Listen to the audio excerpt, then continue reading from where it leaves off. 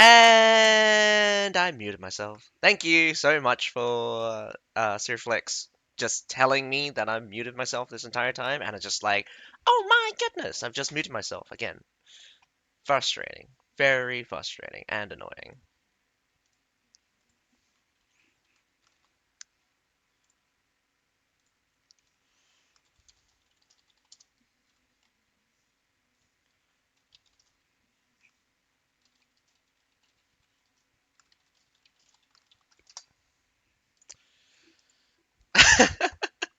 Oh man.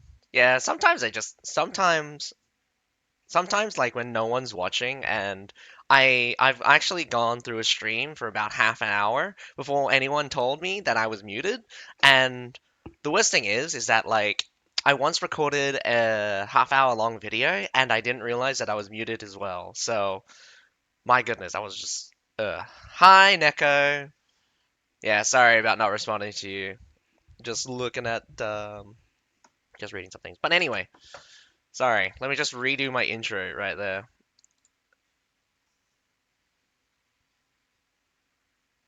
Alrighty, got a lot here.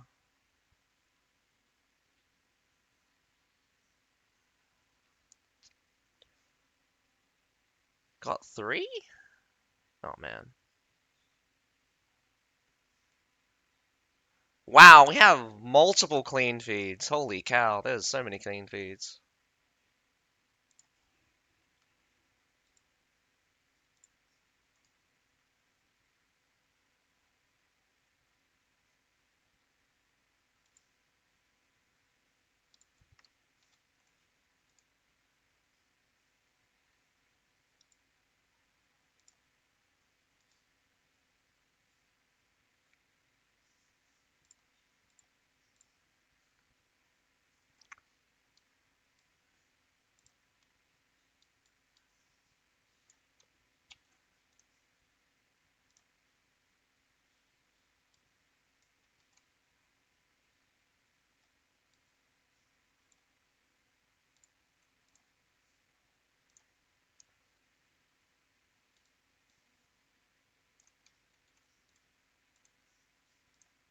Alright, let's just close this. Alright, this is gonna be a little bit of a hectic thing as I try to get some things up here.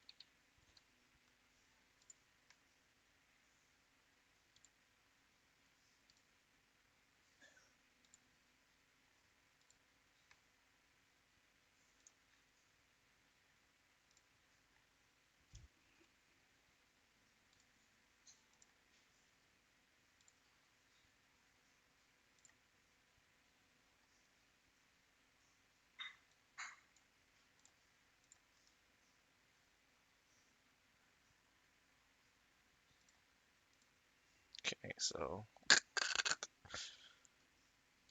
still learning the game.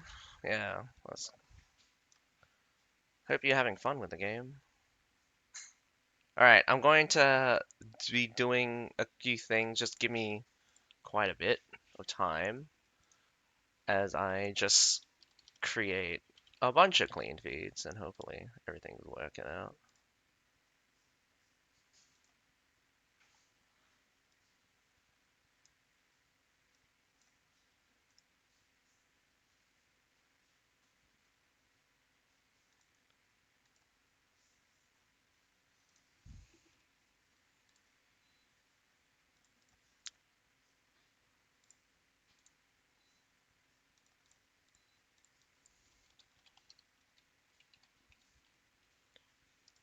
None of the clean feeds have been activated, which is really annoying as well. So there's that. A few of the teams changed their names. Who are the good ones now? Um, BOD should be a familiar name. So, if those of you that want to know the matches again, it is BOD versus YYY, FRN versus FNR versus LDA, and I think YYY and BOD are teams that we all should be familiar with. But in terms of teams that I think are good, SKT should be a new team. GNR is okay. It's a mediocre team. I do think Doc, BOD, DOC, so Dark of Comet, and BOD and YYY are some of the better teams. YYY also could be up there, but I'm not entirely sure. And yeah, that's how we go. I have some fun, but it gets overwhelming and boring playing alone. Oh, yeah, that does happen. Being boring. Bit boring, I say.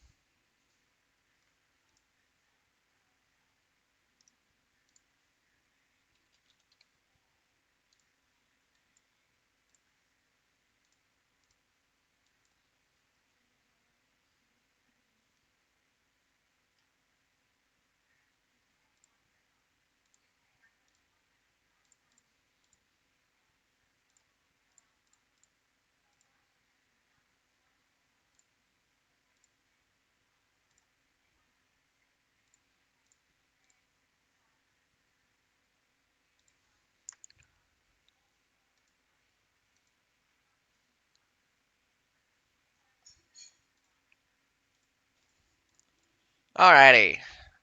It does look like the battle for BOD versus YYY haven't started yet, and we are live? Which clean bleed is active right now?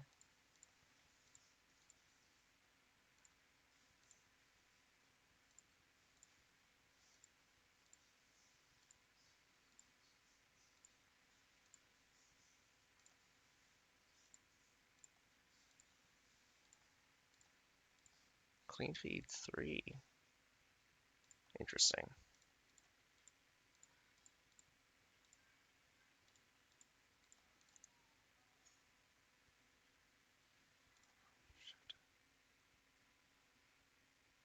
Nope.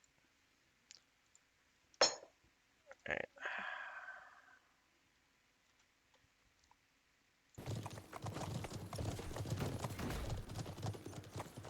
There will be a 3-minute delay, even if the battle starts.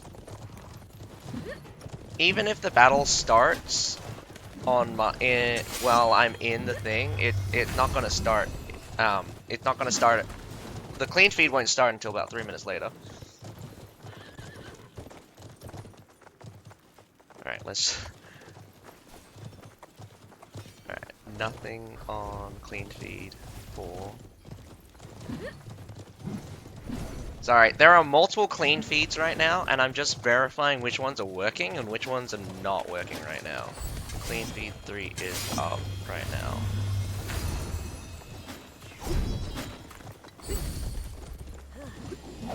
Clean feed 1 is up right now. So I have 1 and 3 working. Are they the same? Are they duplicates? They're the same. They're the same? They can't be the same, right? Oh wait, no. One's 14. This one's. Who's this one?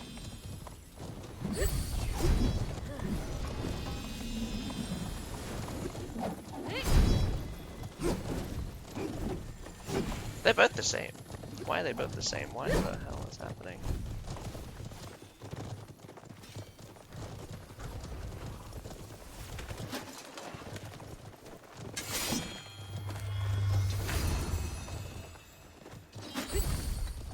Oh god, hang on. Oh, this is...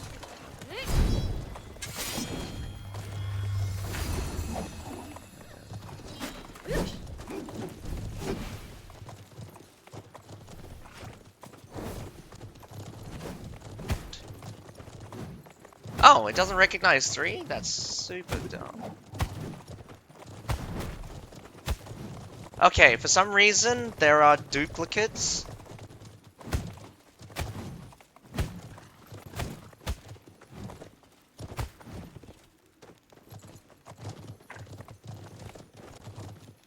So I have duplicate clean feeds.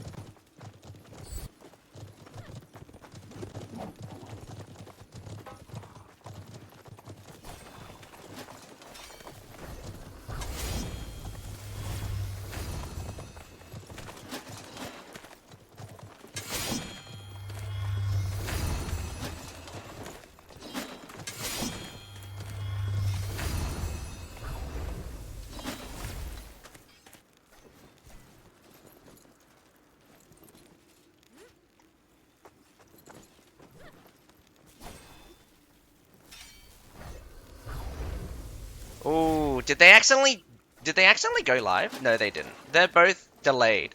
One of them's delayed more than the other, so I can close that one. Is there any sound coming through? Any sound coming through the clean feed? Should do.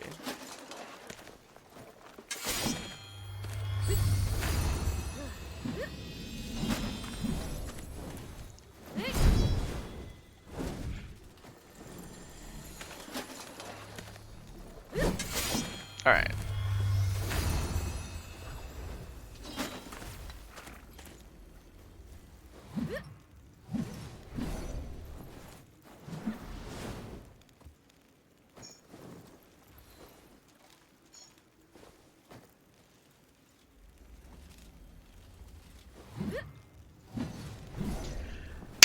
Oh, so sorry.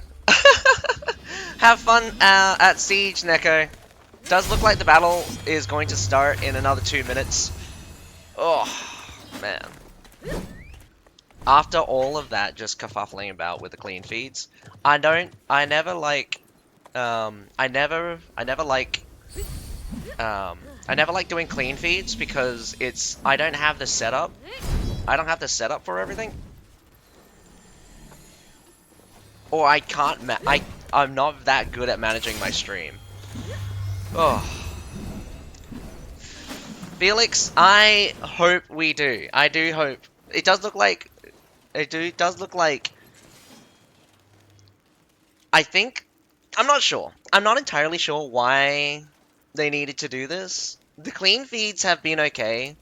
They're not the greatest, to say the very least.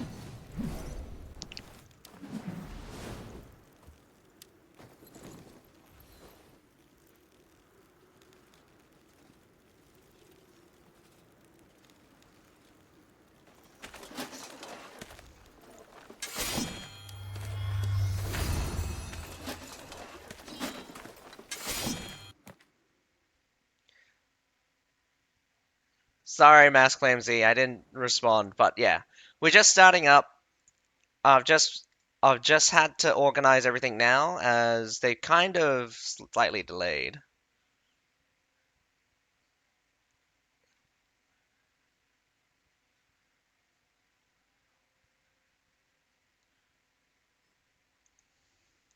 Auto build!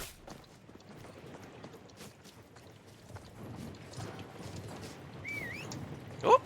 And we are off.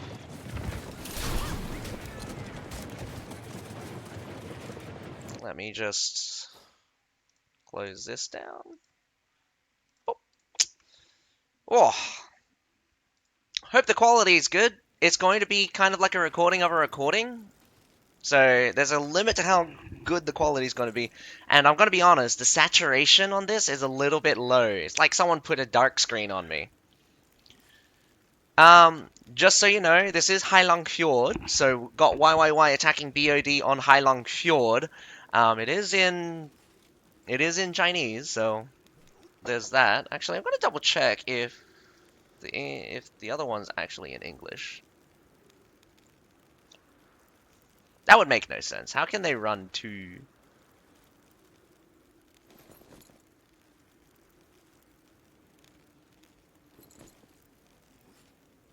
Come on. Is it gonna refresh? Nah, I think it just froze. Never mind for that one, actually. It's probably they're both from the same person, so that wouldn't make sense anyway.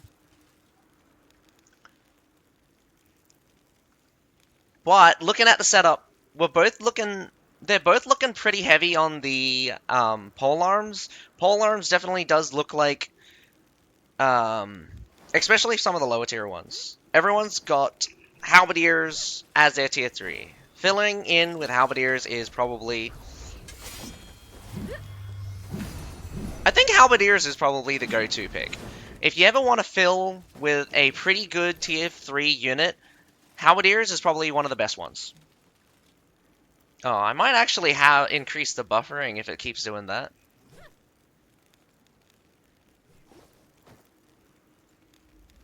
Is it flipping between two cameras? That's interesting.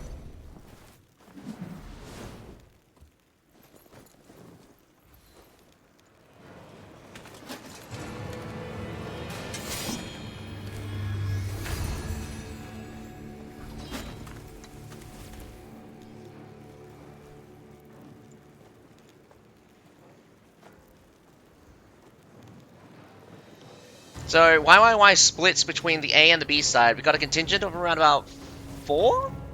Looks like 4 people on the B side. 2 heroes make it on top of the wall. One gets knocked off. The other one does seem to be on a ladder? Or is that the one... That's the one that... Oh, no. That's the one where the short sword just kind of checking.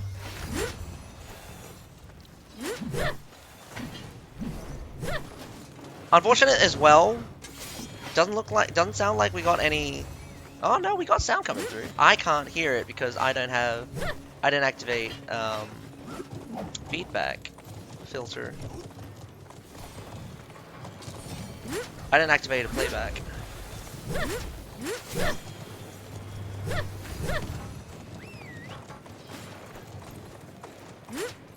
Or maybe I did.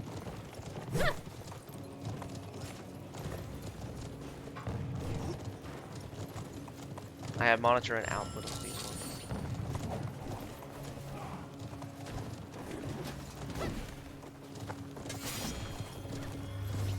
Alright.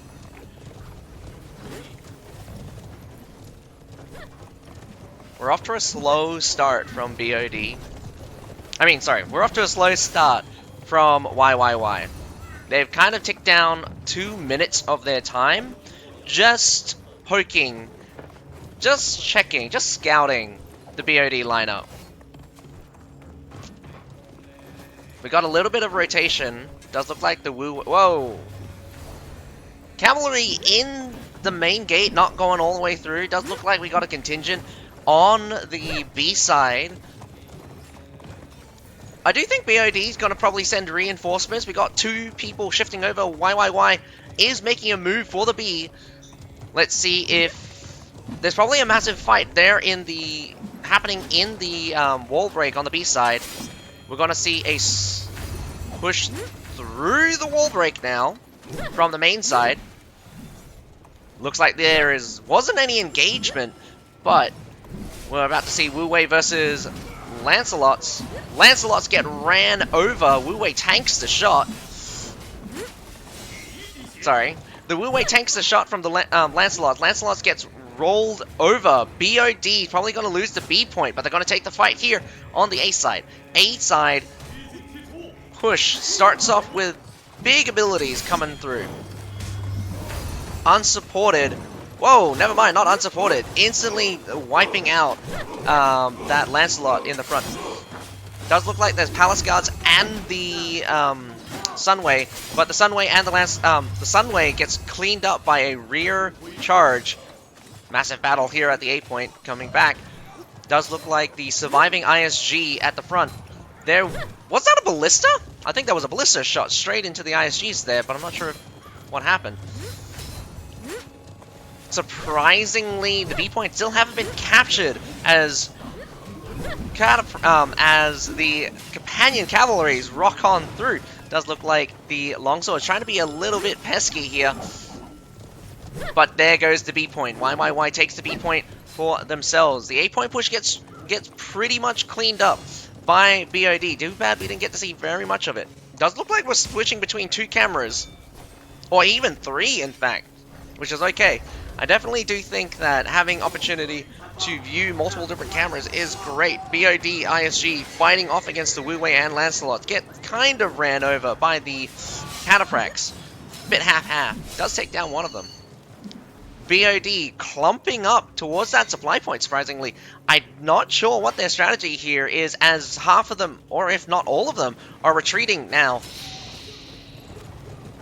YYY did spawn in onto the B side, and so the switch to the B side seemed very silly coming out from BOD as their tail gets caught.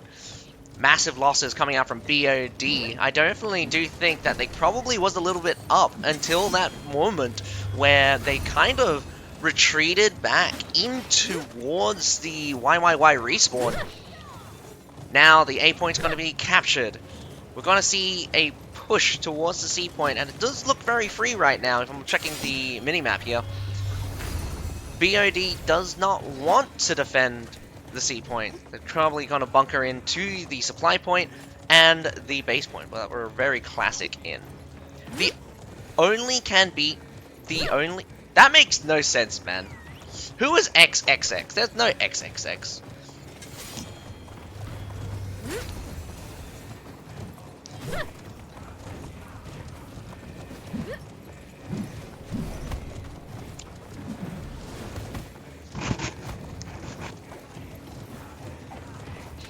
I definitely do think YYY could have taken the battle slower, but at the same time, them dying there at the A point allowed them to consolidate after dying, and that's really good. YYY capturing the C point fairly quickly. I think it caps out around about three players. There is something, some capture points have this thing where the more people you have on it, the faster it caps. Roughly around about 20 seconds at max speed. I'm not entirely sure if this applies to Siege, but this definitely applies to field battles, where if there's only one person, it takes bloody forever for a cap point to capture.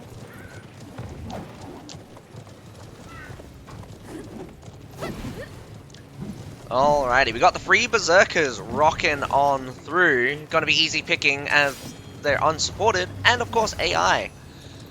YYY's best bet is to waste a little bit of time. They've got about 7 minutes. Good enough for 3 whole pushes, but after the massive fight at the start, I definitely think they could rock this. I think they could waste time down to 6 minutes, where they could muster up for 2 major assaults.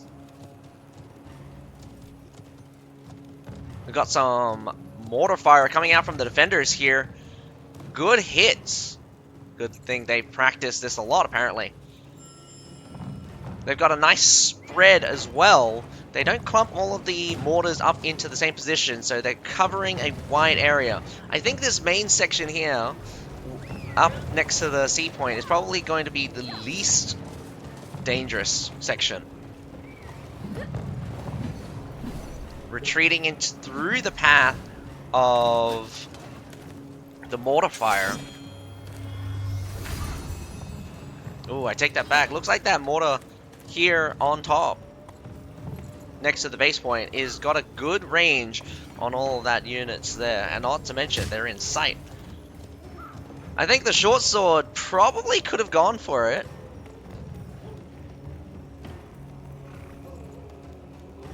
Neither side has taken any big losses. Sending back the units to heal up is a good idea. Don't want to take damage and losses for no reason. We are in kind of a weird phase where both sides kind of want to use resources. Why? Better watch out. Does look like BOD does catch one of YYY's members. They're kind of poking their heads around here. Palace Guards does hold the front. Could we see a flank by the Rattan Pikemen? Is the play on Reapers still to flail charge swap weapons and use their ability? Yes indeed. You want to hit hard, so you have to use flail. Flail charge, surprisingly, is not actually that strong in comparison. Just simply walking in and pressing the sword having sword and going in using Tiger's Guile is very much still extraordinarily viable. Charging is not really necessary. You would only need to use charge if you're going to hit something pretty hard, like a formation or shields. Other than that, I mean, you're probably better off just having the Tiger's Guile active. YYY going up through the stairs right now. Big treb happening, smashing the defenders into oblivion. I definitely do think that treb was one of the more devastating ones. Both sides off to about 100 unit odd deaths. Bit of a desperate bid as the BOD kind of just pushes their way through and wins, in fact. Massive losses coming out from YYY. The losses from YYY is actually pretty terrible. They probably will need to be a little bit careful. Does look like BOD is not going to let them get the supply point. Plenty of hero deaths. BOD is not completely out. We have a lot of the Sunway still available. Straight in on it. The YYY sends in the Wu Wei, but the Wu Wei gets whacked out as the Sunway just pokes them to death. We got a lot of Halberdier Sergeants by the looks of it. Sunway onto the supply point. This could be a reversal as the leftover forces get taken out, but Sunway have longer pikes, so the Halberdiers can't reach them right now. They're taken out though. The supply point is being captured now. Both sides taking heavy losses. I do think that BOD not being able to consolidate was unfortunate, but at the same time, I do think that BOD could have preserved the forces and kept the edge. Now, YYY is only got 3 minutes left, and it's not going to be very much. So much grass. They pushed up a small choke, but the trebs were great. If they could have kept BOD in that position and just kept trebbing them, I think it would have been pretty good. We got Palace Guards charging straight in, gonna brace right in front of that front line. The Demez Pikemen do not die. I mean, Spearmen do not die. The battle is raging on as both sides are throwing in units. Does look like Daikila Militia here at the back. Does look like a Jewel Blade is trying to protect them from something. I'm not sure what that something was. Does look like another Jewel Blade. We have phalanxes holding up against the Demez Pikemen and other phalanxes. So we just got formations right here. We have normal brace coming out from the Halberdiers. Interestingly enough, they're really good against cavalry in this formation. But when you want to fight against infantry, you're better off going in phalanx formation. Surprisingly, the collapse of BOD's defensive line comes all in an instant as the Sunway Phalanx just marches on through.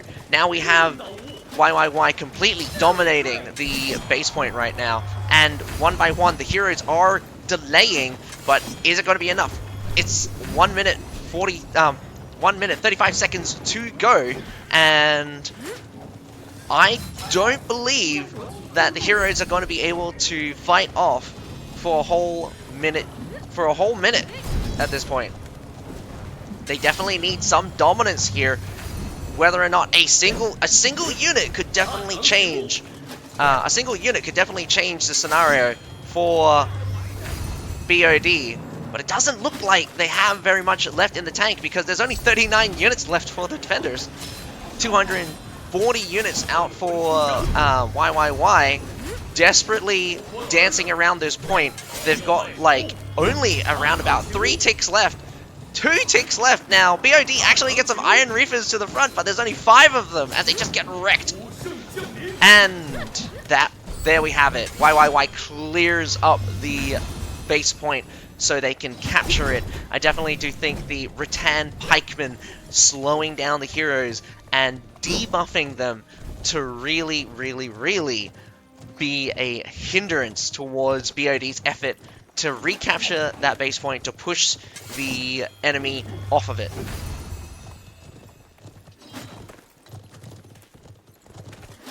It's cinematic effect. I think it's okay. I don't think it's I think sometimes. Sorry, I turned off the clean feed for that. Meant to turn back on. I definitely think that like it looks cool. Oh, the last attack definitely patiently. The first 2 attack not so much. Why? A bit aggressive, I would say, but maybe a bit strategically aggressive. And it's a short sword. He didn't die.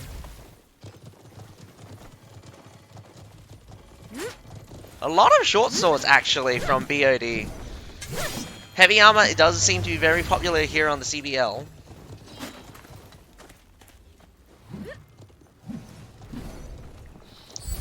What I do want to say is that YYY has had a very good strategy when attacking the A and the B point. I guess they waited a bit too long, I felt. The thing here is that if the B point was going to be won, and they switched over to the B point, the A point could have been slower. You want to keep them interested at the A point, so you want to creep up. You don't want to commit to the A point because you know you're at a deficit. So they committed too hard, too quickly, and didn't draw out the A point defenders. Instead, they went for a straight trade. But at the same time, I think they were aggressive on purpose to die so that when the B point got captured, they all respawned in. And the foolish thing here is BOD thought they could push the B point out. Instead, they get caught off. All of the units that went towards the B point just basically get caught. Which is very surprising that they would do something like that.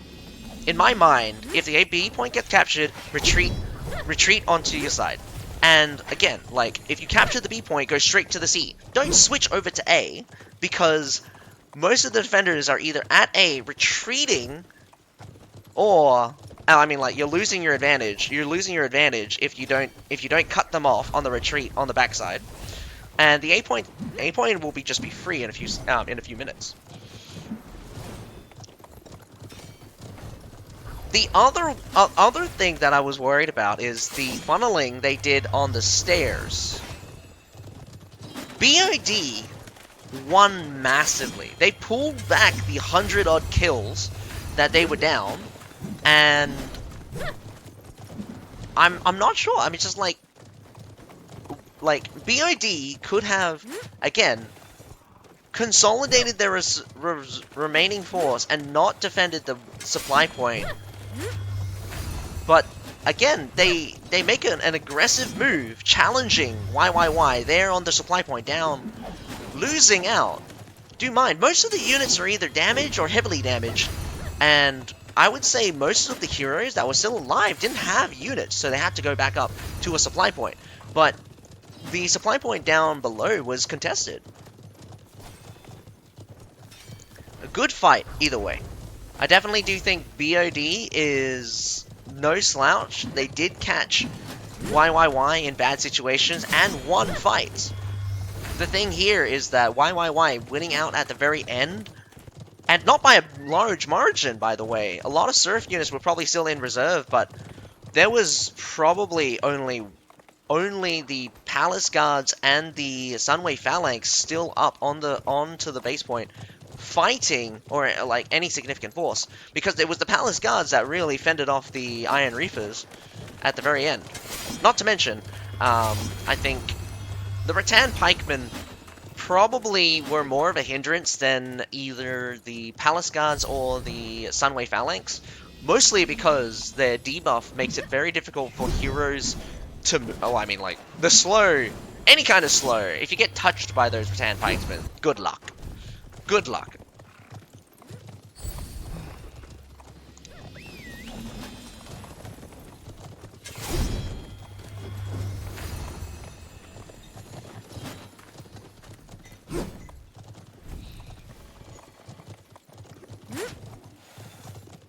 Nice. How long was that battle? To get 12 kills, 2 death, and 22 assists, Nico.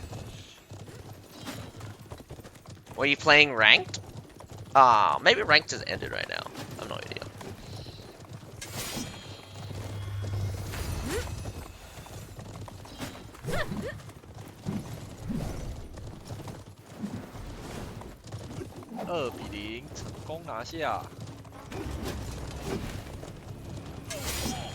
Hey, man. I think the Rattan Doctrine is broken OP. And you can't deny that. It's honestly stupidly broken.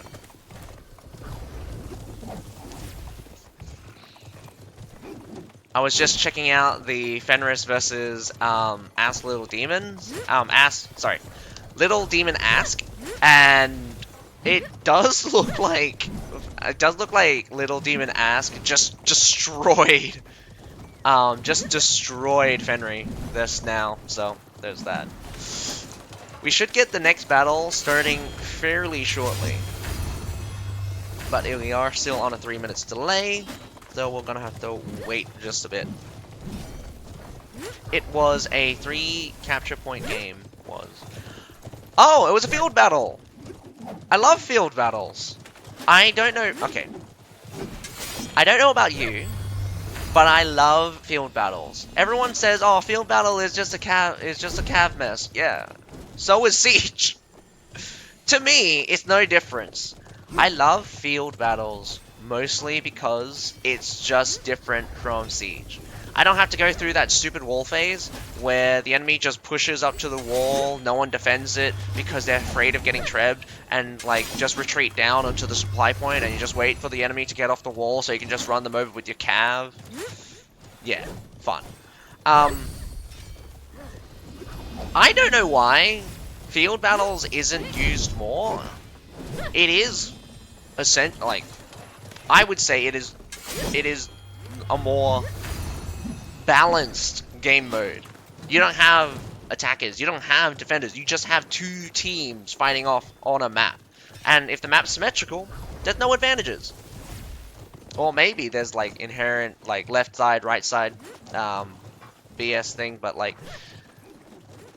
I love field battles. They're great fun. Field battles are fun, except that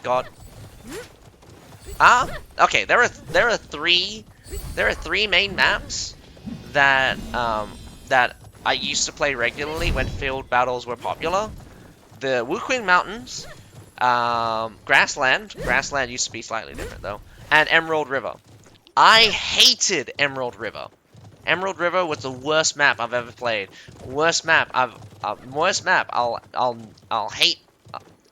It's the map that I hate the most. I hate watching it. I hate playing it. And sure, there can be some things that are cool about Emerald River.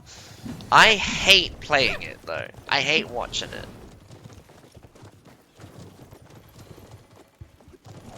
Swords, bow, and spear. I feel like cav units are trash. I just can't use them properly.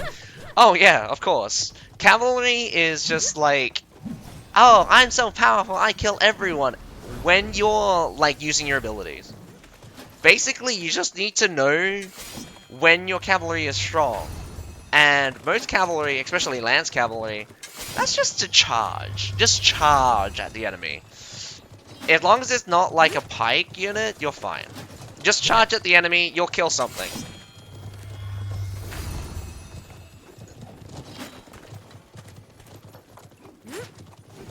And you can eat, like, I say this a lot of times, but you can still easily overwhelm quite a few things with just mass cavalry charges, and it's just really disgusting as well. But if you get that rear charge with a cavalry, oh my goodness, you're gonna kill 100 units, and you're just gonna be like, oh my god, I'm so good, that flank was so amazing.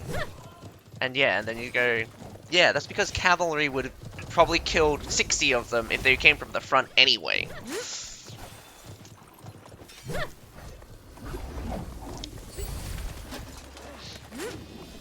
I have no pity for cavalry that just gets themselves killed, and I will not be convinced that cavalry is not OP. No matter how strong the anti-cav stuff gets, I do not believe cavalry is not OP. Because I can guarantee you right now, Madao, the tankiest unit versus cavalry, they take so much reduced damage that you wouldn't believe that it takes 3 cavalry to kill them. Well, that's also a thing. It only takes 3 cavalry to kill them. I could throw 3 Zonjia heavy cavalry at a Madao, and they would die. Hilarious. The Sunway Phalanx, oh, got a good turn rate. Stuns cavalry all the time. You throw cavalry from different directions, that thing's dead. That thing's dead. Yeah. Field battle is fine in my opinion, but I'd like more close space parts on a map, so cav ain't all that useful. Nah. I don't think having closed space maps are fun. What you want is infantry to be the closed space. You want infantry to be the barrier. Otherwise, cavalry running around with impunity is just disgusting. So, no. I don't want maps to be maze-like. I don't want maps to be like, oh my goodness, there's a hard corner with another hard corner, with a T-junction, with a 4-way intersection. You want maps to be interesting, so you need elevations and stuff. Fine, make a sand dune thing, make a weird crossing, whole bunch of stuff. You can make interesting stuff like that. That's still not going to affect the cavalry in such a way that it's inherent, because cavalry will still just run over your infantry. I've seen cavalry squeeze into the tightest Linwu Fortress. Linwu Fortress inside the houses and stuff.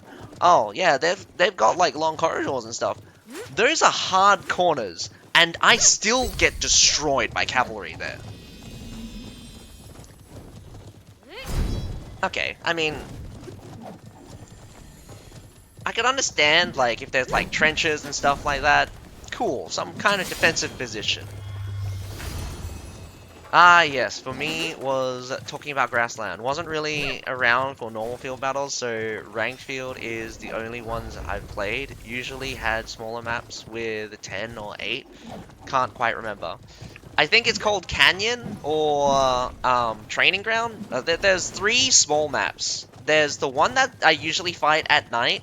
It has a platform. Oh, man. Oh god, it's like basically, it's a weird thing where it's just like, it has a platform in the center, and then it's got a wall section, and then it's got the outside. And then you got the training ground one, where it's just like, you got another platform in the center, but you got like 2 attaching platforms, and then just massive ass area around it. But it's an, yeah. And the canyon one is just a massive river down through the center. You got the, I think it's the C point, which is, oh no, the A point, which is elevated, and you got the C point, which is down low. But the C point is on one side of the river, and the A point is on the other side of the river. And then you have the B point, which is, funnily enough, on the other side of the river, but it's situated in such a way where you got a platform on one side of the river where they easily can just shoot at the B point. I mean, I've always seen at least one archery unit just stand on the opposite side, shooting into the B point. God, I made a team so angry when I used my spear to kill an entire team of Cav yesterday. Oh man, Neko, people will get mad at you for killing even just their serfs. I have like went on vendetta mode when someone killed my Metallilores, the hammer surf things. They dropped down, they killed my serfs. I was just like, I was so mad. I got up onto the wall, killed them, and obviously died. But I managed to kill them. So yeah, people will get mad if you kill their units. That's just how the game goes. True anti-cav is well microed flames with a lot of walls behind them.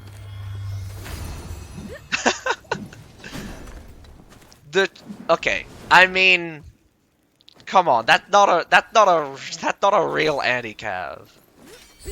Because, okay, in my eyes, a true anti-cav have anti-cav bonuses.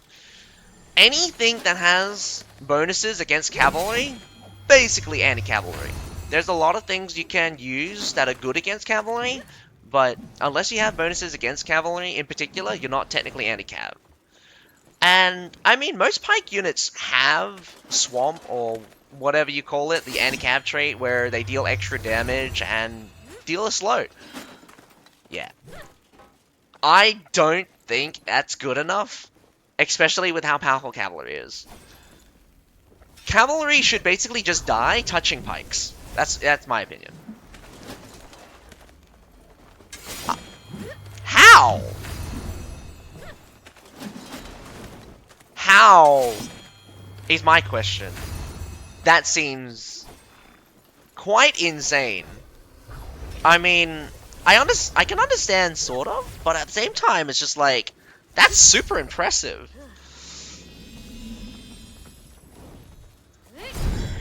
What kind of cavalry did you hit? Aw, I didn't kill it. I don't know what just climbed onto my leg, but I didn't get to kill it though, so that's sad.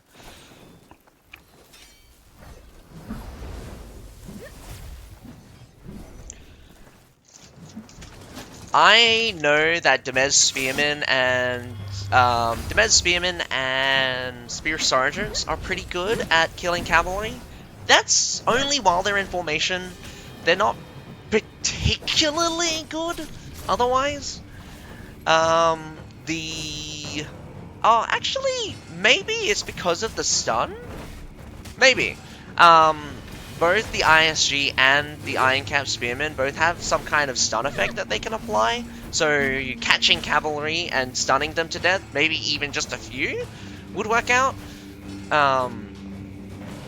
I guess you wouldn't kill a whole cavalry unit unless it's really weak. You don't deal that much damage.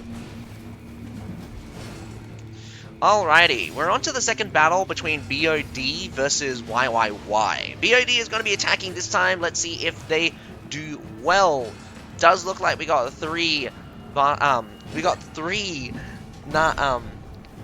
militia coming out from the attackers. Plenty of Wu Wei. I'm surprised at how much the Wu Wei got picked up. The surprising thing here is that there are only 4 Sunway phalanxes on either side. I honestly thought that Sunway phalanxes would be picked up a little bit more. We also do have a Fort Brusher being picked, which is interesting. Lancelot Knights still being quite a favorite for the go-to heavy infantry. I think the Iron Reapers have dropped off. I thought Iron Reapers would be a bit more popular here in the CBL, but it definitely doesn't look like it definitely doesn't look like the Iron Reapers are as strong as we hope them to be. I think there's some kind of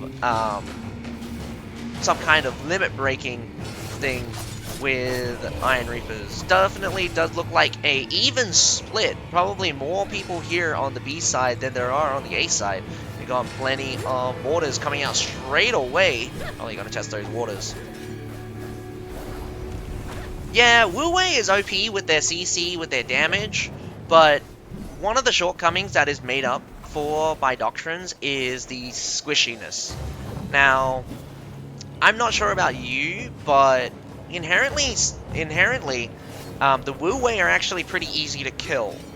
But when you add the toughness doctrine, or any kind of defensive doctrine on them, they become exponentially difficult to deal with. I'm not sure about anyone else, but I think most of the Wu Wei I face has the toughness doctrine, so unless they've already been weakened, you don't have a hope in hell to one-shot them. Looks like BOD does snatch first kill. First blood goes for BOD, so why, better watch out.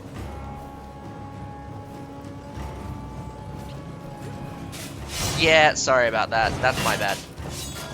So what was probably happening is that I have desktop sound on, and since I have clean feed, also doing both the clean feed and this, that treb is going to hit low.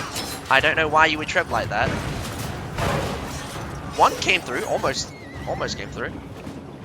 Iron Reapers from YYY actually wins out against Palace Guards. Well, Palace Guard versus Palace Guards with the Iron Reapers coming in to help. Now, elevation's not great. This could be a better treb. Whoa! A devastating treb.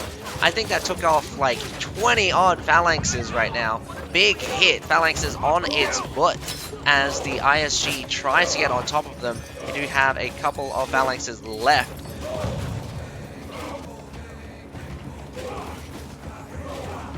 But BOD's Sunway Phalanx is holding strong, surprisingly not dying. The majority of them still alive, probably a good strength. Good number of phalanxes. Both sides loses quite a bit. I think BOD did win out in the end, just very slightly. Just very slightly. Oh no, that was Mask Flame. That was because I had my desktop audio on, and since I have the clean feed on monitor, it's being sent to my desktop audio, so you're actually hearing the same clean feed twice. So that was my fault. That was my fault. Alrighty, a little bit of losses here. BOD winning out just a little bit harder now. YYY falls back towards the C point. We're gonna get... Whoa, nice dodge. Trying to pin them here could be a good treb or just a nice catch. Definitely looks like a nice catch. Another phalanx got taken out. This could be a terrible thing. Lancelot both backing out. Treb hits mostly wall right now. Big hit onto the Demez Spearman. Not particularly great, but anything they can grab, I would guess. Ooh, that could have been a good hit. I mean, I saw Zycilian Militia get hit by the flames there. I mean, that was probably not going to be great if they die.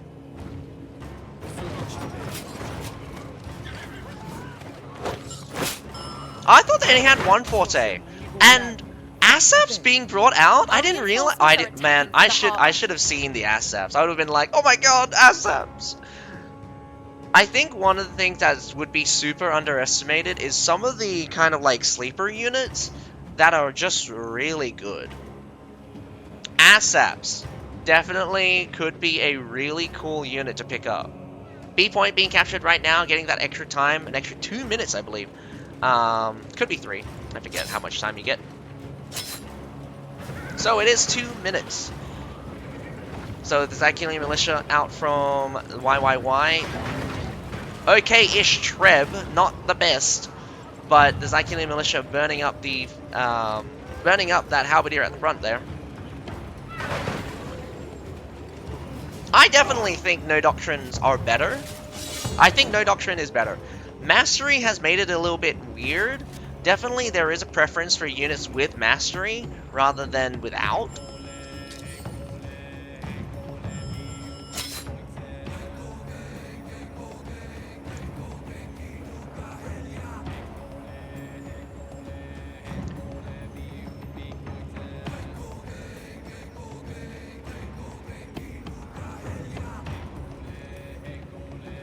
Still, I do think the men-at-arms are not as powerful in a no doctrine state. Without the +1 on charge, I don't even think they're a threat to even Lancelots. Lancelots will crush them. I mean, it's about a 50-50 as well, or with doctrines.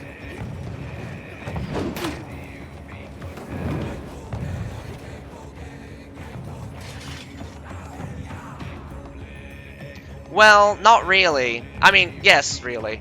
Power creep, like a lot of the units that you would expect to see, Halberdiers has always been strong. Like, Halberdiers have the worst, if not one of the worst masteries, followed by Halberdier Sergeants. Halberdier Sergeants had to go through like 2 different reworks. 2 different reworks for their mastery to actually be any good.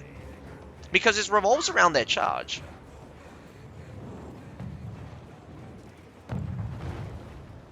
The surprising thing here is the lack of ranged units coming out from both teams. The defenders in particular, this cliffside here, I would have anything shooting down towards these guys. Like, even a longbowman just shooting towards these units completely exposed would be a massive amount of pressure on the attacking team. Not to mention the just continuous loss here.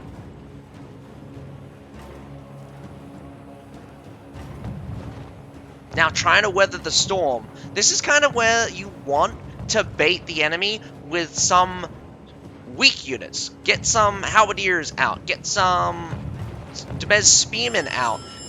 Let them just bombard, waste time against your weaker units. Have your stronger units in reserve, have some strong units out so you can take advantage of when they push in. You got units swapping over constantly. It's a good strategy to avoid getting your units just completely wiped. You take a little bit of damage, swap a unit, take a little bit of damage, swap a unit. Yeah. Halberdiers have always been great. So even with Mastery, it didn't change much. The only units that I think that, like, Mastery, like, there's no doubt, Mastery makes the unit stronger. That is a guarantee. To what level? The new units are just way stronger. But you've got Classics. You've got Imperial Pike Guard. Classic. Their advance is one of the most powerful infantry ability you can get. And it's only made even better with Mastery. But people would still bring them in CBL before Masteries. They kill more than 40 units already with mortars? Yeah, I've been seeing these mortars and trebs coming through. The losses are not small, but it's just like, it's a small tick from each of the units. I don't think, like, they've completely, like, wiped a unit. I think they've, like, tagged 2, maybe 3 units, 2 or 3 models per unit. Now, the big problem here is that YYY is contesting with damaged units. These units are so damaged that it would honestly be unwise to take a fight here. If they can delay them as much as possible just by presenting themselves, I would run. I would run the moment they start pushing. I would not fight. but it definitely does look like they're going to fight. We've got tons of Sunway Phalanx here at the front section on the right-hand side. We've got Imperial Pike Wolf going off there on the left-hand side through the center, but we got Man-at-Arms onto the coming in from the left. The Zycelian Militia throws in onto the Sunway Phalanx on the center, but the Sunway Phalanx push through and we have the Zanji Heavy Cavalry just cleans up. The Halberdiers just holding back here at the supply point. Massive Sunway Phalanx formation there in the center of the crossroad. The base point now being captured by a sneaky Dual Blade, but a massive victory nonetheless for BOD. It's going to come down to a field battle by the looks of it. Right now, that supply point is the last thing that is holding back the tide of BOD's assault. And very swiftly, those Sunway Phalanx makes their way on top of the point. Halberdiers being the most aggressive, of course. Now, I'm not sure about you, but this is going to be an easy push up towards the base point. We're probably talking half and half. Half good units, half bad units coming out. Well, again, I'm not expecting a lot of high-tier units coming out from YYY. I expect BOD 90, 70%. At least 70% tier 4 and above. This is good, strong units that can easily clap most tier 3 units and below. You're going to have to work super hard to try to maintain this edge. Trying to beat this edge, sorry. And the battle kicks off really fast. 3 minutes left to go. I would think that YYY should go slow. They want to bleed out. They want to bleed out this phalanx here in the center. We have Naginata monks here on the left-hand side. Wu Wei doing the sweep up on the weak units here. If they get onto the phalanx, they could cave in that left-hand side. Looks like they are, but doesn't look like they went very deep. Probably took out 1.5 units there. Oh, the companion cavalry comes out, but it's a sea of spears here. You're not going to break through, and you're definitely not going to kill anything with that much anti-cav out on the field. You got nothing on the base point. 10 heroes to 10 heroes, and Sunway Phalanx out onto the base point right now, sacrificing himself. That Maul straight onto the point, gets killed. We got plenty of short sword. Gonna have to buy time, but you don't have any units. This is even worse than when YYY was attacking, because there is a much bigger unit advantage. This point is almost completely covered in units. I don't even know how some of these heroes are even getting on. But the longsword and the short sword touching right now. They're throwing their... Oh my goodness! They tried to charge, but they pressed the ability too soon. The Nodachi doesn't... Oh! Longsword makes it onto the point. The short sword makes it onto the point. Another short sword makes it onto the point. And the third short sword makes it onto the point. Desperately fighting for time. Well done, BOD, winning their attack. As I said before, both sides definitely don't look like they are weak. And as it goes to show, attacking does seem to be the more preferable side for most teams.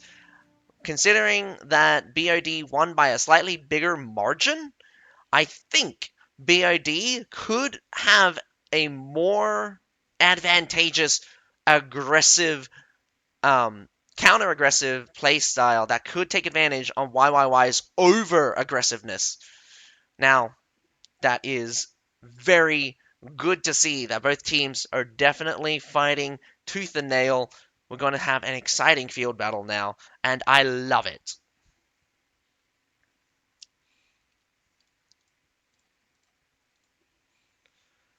Why don't we see any Zweihanders? Are they bad? Zweihanders are not bad, they're not good. Let's put it this way. Zweihanders has a massive issue of user issue. The same reason why you don't see any Orochis. Orochis Samurais would actually honestly be very strong. But it comes with what I call user issue. There is so many things that can go wrong that you don't want to go wrong. But when things go right, it goes massively right. Now, one of the things that a problem with Zweihanders is that they don't do well against polearm units. Really big problem. Really big problem. Personally, if I was to personally, I would love to rework the Zweihanders a little bit. One of the things that I would want to change is how their block works. And this is something that I think would be OP because again, the point is that Zweihanders are not supposed to be strong against shields. They were used as an anti-polearm weapon. And I say this, and what I want to happen is that make it so that Zweihanders have block against polearms nearly throughout all of their abilities. Don't have an infinite block, because right now Zweihanders basically have infinite block. They can block an infinite amount of stuff with their obliterate skill, and I think that's OP.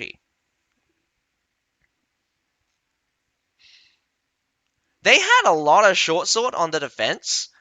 Them having pike units, I mean pikes out on the attack is not a surprise. I would also put it down to the fact that they probably change up their playstyle depending on if they're playing attack or defense. Now, is that a bad thing? No. But I don't think people are used to it. I think people don't adapt their strategy. Instead, they adopt a whole new strategy. But then again, how you tackle an attack and how you tackle the defense is completely different. Why? I will say, their over aggressiveness have come back to bite them multiple times. There are times to be aggressive, there are times to be, how to say, slow. I want to say slow. Why had a disadvantage. You should have slowed down and not feed into the formation. Both of you have phalanx, or basically a sea of pikes. The problem here is that you're facing off against Sunway phalanx. There were at least probably 3 Sunway phalanxes coming out from BOD at the end there. There's no way you can deal with that unless you have options to. Now, they could have slowed down and wait for the Sunway phalanxes to approach. If you let the Sunway phalanxes approach, you're probably going to lose. But if you charge straight into them, you're going to lose faster. They should have used their Demez Spearmen to defend their halberdiers as much as possible. Make the enemy push into you. Even if it's really slow, Sunway do not deal a lot of damage when they're advancing. Do mind that. When they use Ari's Flurry, after their Ari's Flurry, you don't have very much to fear and you can counterattack. If you had options to counterattack, you could have taken off the Sunway Phalanxes. But if you run into the Sunway Phalanxes like that, you're just going to die. Just straight up, just going to die.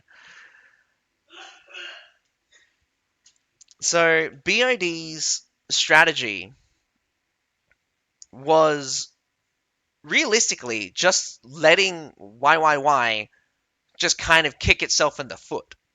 They were overly aggressive, and the Wu Wei on the left-hand side, kind of at the end, was surprisingly more effective than I thought they would be. I think there's this weird problem with halberdier sergeants where if you leave them in phalanx, they get hit in phalanx. They no longer turn anymore. I don't think halberdiers have this issue, but I think there's this issue with halberdiers not being able to turn once a certain thing happens while they're in formation. it has to do with the fact that they limited the turn when after the halberdiers charge. So there's some kind of bug happening with that makes that makes halberdiers in particular not not as good as they should be, but at the same time they've also got the attack speed increase, which makes them completely busted. While they displace, they cannot sit at their location. Yeah. They can't sit at their location, but I mean, like, even if they make it back to their location and they can sit again, they don't turn. You'll know, it's a kind of like it's kind of like a bug. I'm not sure if it's a bug. I've given up on reporting these things, but it's just like you knock a halberdier sergeants out of formation, they'll come back and they'll stop turning. I could be at the backside of the halberdier's sergeants, and they wouldn't turn to me. If you knock the sergeant, I mean, if you knock the halberdiers out of formation and they come back together, I can stand at the back of the formation and they would kill me. I think they still attack. I think they still attack. I think they don't turn. If they don't attack, that's an even worse bug. But I think they still attack. I think that's the only saving grace.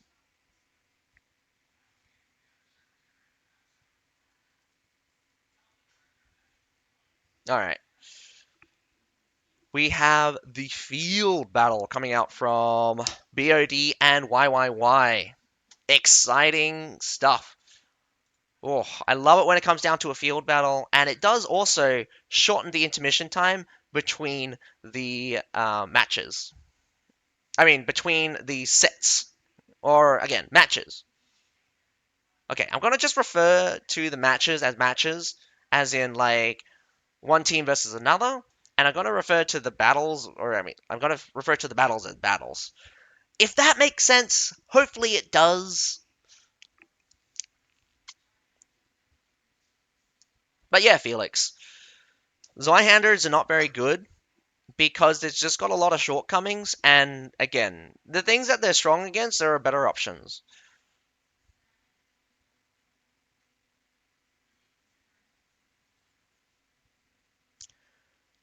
I mean, I would, if you got a good Zweihander user, I would ask them if they were to de designated some kind of shock trooper. I would ask them to swap out Iron Reapers with Zweihanders. They would at least be a better opposition to Lancelots. One of the big things is that you can Lancelot is a skill matchup with Zweihanders against Iron Reapers. Lancelot surprisingly just win. Surprisingly, Lancelot's just win against Iron Reapers. There's no ban. There's no ban for this phase. Only best of 5 and best of 7. So Obi-Wan Kenobi, the only things they get to ban are maps. But that's done beforehand. We're on to the third battle between BOD versus YYY, and we have come down to a tiebreaker here on Grassland Assault. I definitely do love a good old field battle. One very surprising thing is YYY coming out with very few cavalry, lots of Wu Wei.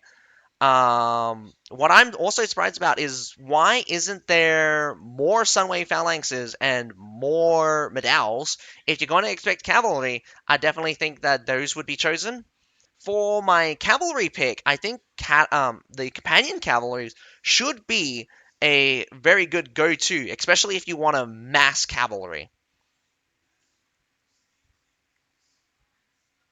The best thing here is that YYY probably going to be able to use the Wu Wei to counter any cavalry charges that come upon them. It's a little bit hit or miss, but Wu Wei are probably just tanky enough not to instantly die if cavalry was to run them over. But at the same time, I would not rely on their tankiness. Very little cav coming out from YYY. That is very much indeed. I don't think that BOD chose a lot of cav either, but much more cavalry, especially higher tier cavalry out from BOD. The companion cavalry is a good choice, I think. Companion cavalry are much cheaper and very strong. If you can spread out the enemy team, companion cavalry will be your goat. I guarantee you that if you can cycle charge those companion cavalry, they will return on investment many times over. Well, that's a pretty risky move. It only takes a couple of anti-cav units to make it towards the safe point on both sides to just kind of just really screw over your plan. Cavalry are fast, but maybe cataphracts, maybe companion cavalries can do it, but I would not. I would honestly not take that chance. It's a good thing that we got to see some ranged units out on the field. Too bad but BOD is not playing that game. Neither side are presenting themselves and are looking to use looking at each other with artillery. Now, do mind that both sides get 2 artilleries each, I believe, for the grassland assault. We have some cavalry poking around. I would definitely look for cavalry to kind of challenge them there on the side. It's not a wise position to allow them to roam with impunity. You kind of want to have 1 or 2 cavalry units sit in the center there, just to watch or just to shadow the opposing team's cavalry. Because they could either strike towards the base point, where if you only have 1 guy there, 2 cavalry could probably mess them up. And if they strike towards your backside, you might be too late to reinforce. So shadowing the entire time is very important. We have companion cavalries going deep onto what looks to be heavy prefecture cavalry. Does look like the exchange was brutal. I think like 5 companion cavalry survived. I was surprised at how, but to their benefit, I think they dodged for the most part most of Gale Strike.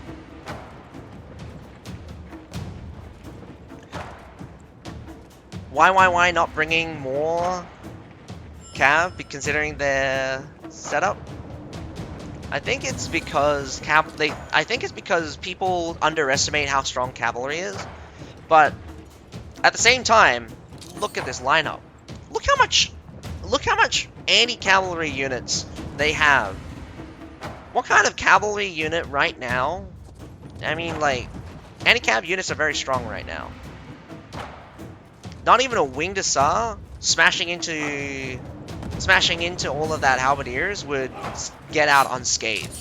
I've seen before just lines and lines of halberdier sergeants, lines and lines of halberdiers manage to kill or completely kill off a winged Hussar charge, and that's impressive. That's impressive indeed. Costly, but it's great to see. Cavalry is also very much weaker because they don't have access to some really powerful doctrines. Oh, we're off to a start. Right into the back there. Can they cake both the Rattans and the Zykeeli militia out? I think he just died, but he took out most of those Rattans, and I think the Zykeeli militia are mostly dealt with. I think there's only a couple left. About half as strong. Not as effective, but we do see a push coming out. Short sword right on it. YYY's aggressiveness is winning here, and this is good for them. Picking out some very key units as well. Big win, in fact, coming out from YYY. BOD coming in very, very, very, very, very weak. But I think that's also because they had so many units just kind of... so many heroes just kind of in different places. Got to take out the rest of those Rattans. I definitely do think they could have repositioned those Rattans in a more safer position. Even just right into the pile. Get them a little bit of that advantage. You want to keep those Rattans shooting until they're out of ammo. Oh, Imperial Pike Walk straight onto the Halberdiers, but Halberdiers braces right in the front of those, right in front. Cleans up with the Wu Wei, cleans up with the Zhuangzi Heavy Cavalry in the rear. Lots of Zhuangzi Heavy Cavalry, and they take the B point back.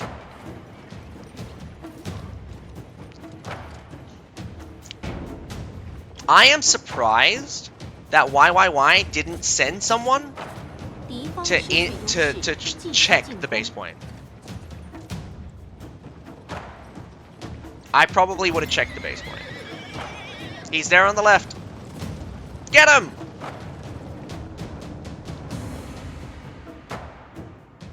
Both teams are reforming for the B point.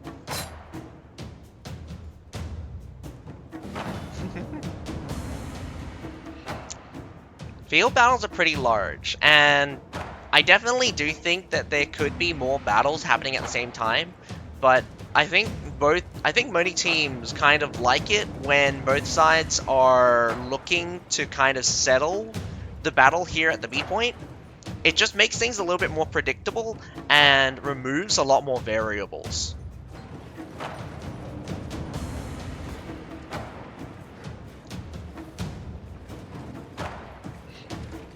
This is why I also think there should be a King of the Hill mode.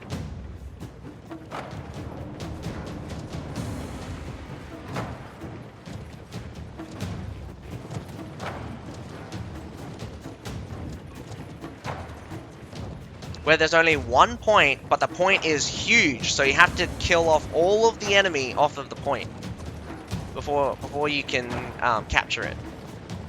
And as long as it's contested, you don't get any points. And it's like the first to 100 or something.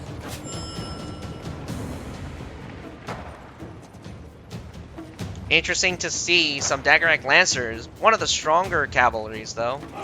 Slightly better performance out from Daggerak Lancers than I would say the Companions.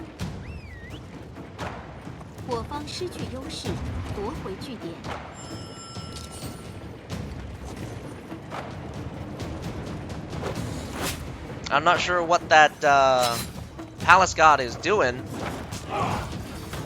Got the instant breaks. Whoa! Wainsar just makes it halfway through that phalanx. Cavalry comes in from the rear. Why? Just taking super heavy losses right now. I've never seen a cleanup that fast before. Not here on the CBL, at least. The moment they started is the moment they died. What happened to YYY?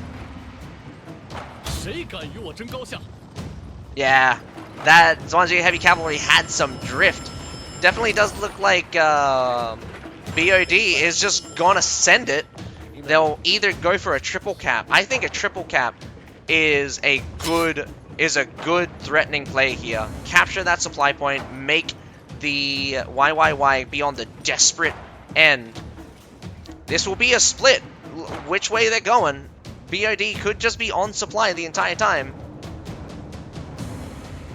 A walk in the park. They've got heroes being clocked out. 2 minutes left to go. Neither side has any cap point, but advantage for BOD. All they have to do is keep one guy on C, one guy on B, and base point is also open, in fact. That would be very dangerous. Also, this Halberdier unit does take out a couple of cavalry, but taken out by the companion cavalry as it washes through. Whoa! Iron Reefers are tanky, but apparently those companion cavaliers, one of them dead, uses the Storm Pound, crushing them into the dust. I'm not sure what is happening, but that C point is getting attacked by at least 5 heroes here at the C point. The base point is getting swarmed like crazy. The moment this ticks is the moment that YYY loses, and there we have it. YYY makes a desperate bid for the A point, but it closes. That option is closed. They won't have enough time to capture the A or the B point. I mean, the C or the B point, and their base point is being captured right now. They're just cycling heroes now. Could a B point open up? Could, whoa! I don't want to believe this, but C point is getting recaptured, getting captured again. If this is a triple cap, that would have been the most surprising thing in the world. Come on, triple cap. Can you? Oh my god. Can you cap in time? Can you cap in time? He can't make it. Oh my! Will it tick down fast enough? This is a triple cap from YYY, and BOD had no way to respond right now. Oh my god, they've done it! YYY actually pulls off the victory! And this is insane! I've never seen a reversal this hard before!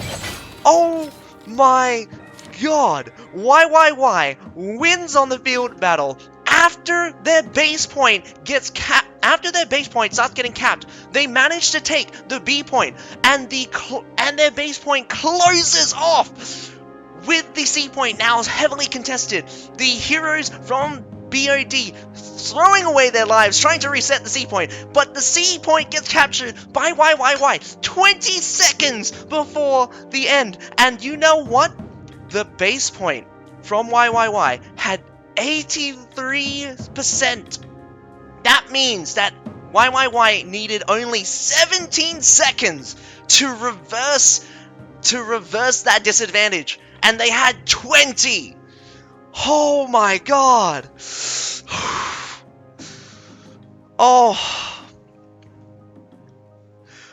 my god. BOD must be furious right now. Must be furious. Yes, BOD definitely could have played defensive that entire time, but the magic that happened when I don't know whether it's luck or divine intervention, but YYY, everything turned up. I don't know how everything lined up so perfectly for them there. The base point getting closed out, that means BOD couldn't capture any more, and the C point getting capped at the end there. Whoa!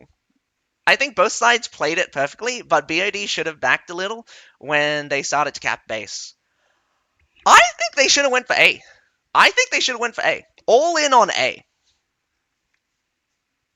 I think their mistake was going for base point.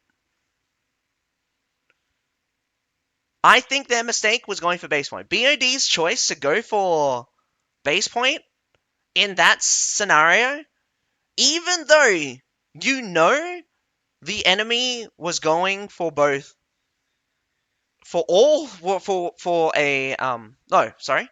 I mean, halfway through, you could tell that YYY was going for a triple cap. But the most surprising thing is that it worked. It worked. BOD could have played a bit more defensively, could have gone for the A point, and could have focused on one of their points. I definitely think that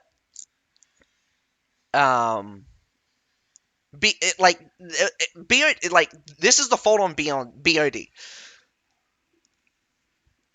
Over aggressiveness could be one of them, but like the tactical decision to press your advantage is not wrong.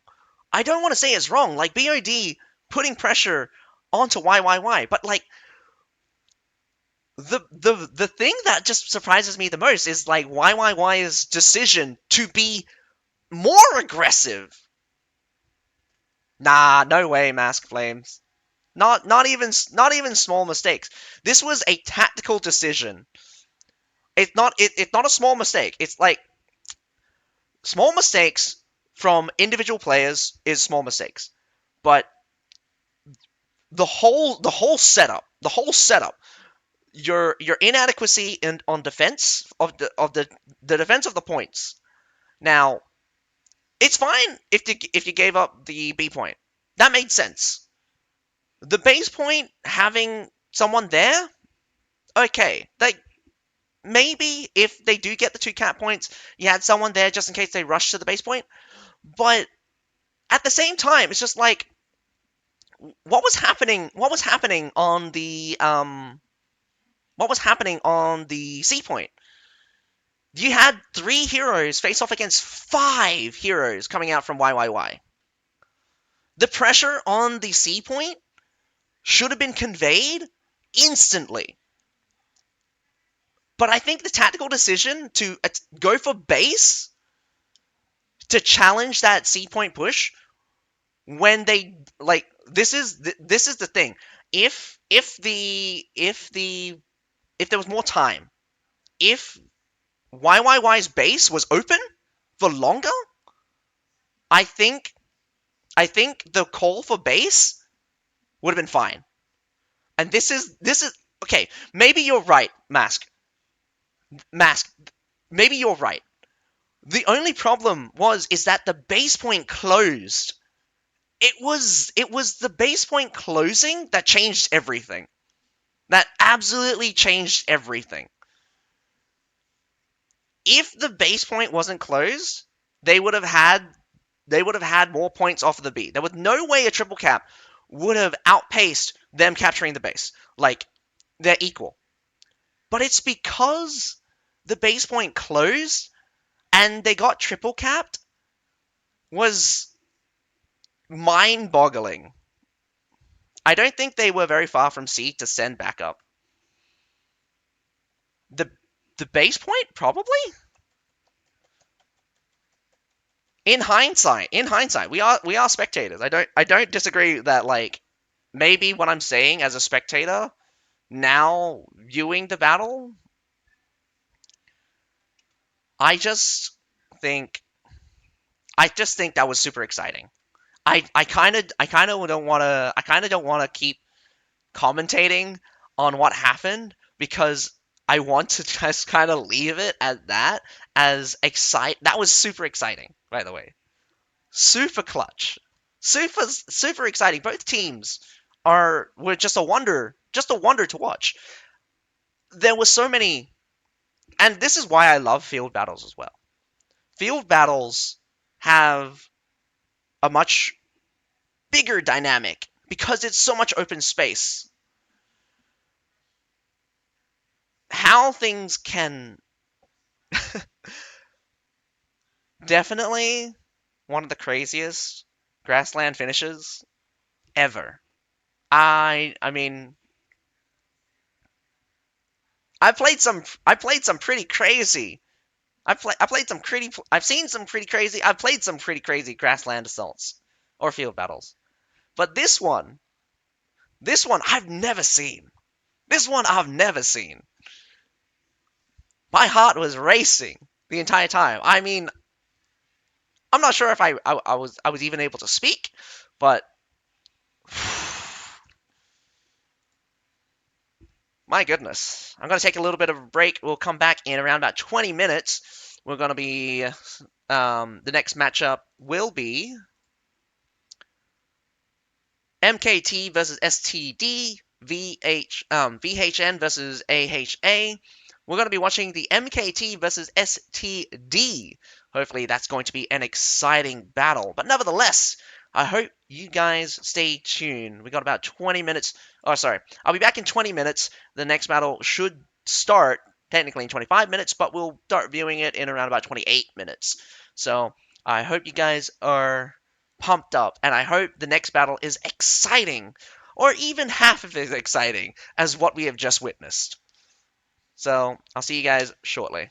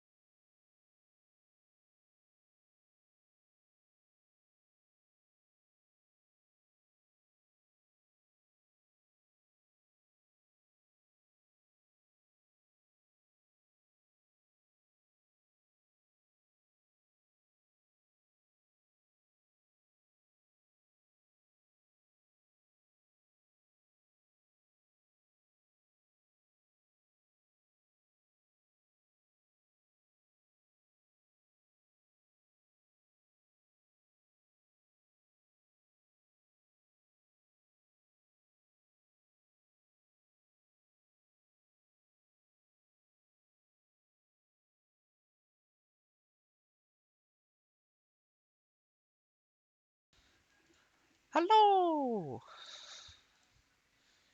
I have muted myself again, and we are not going to be watching. We are not going to be watching that. We're going to be watching MKT versus STD.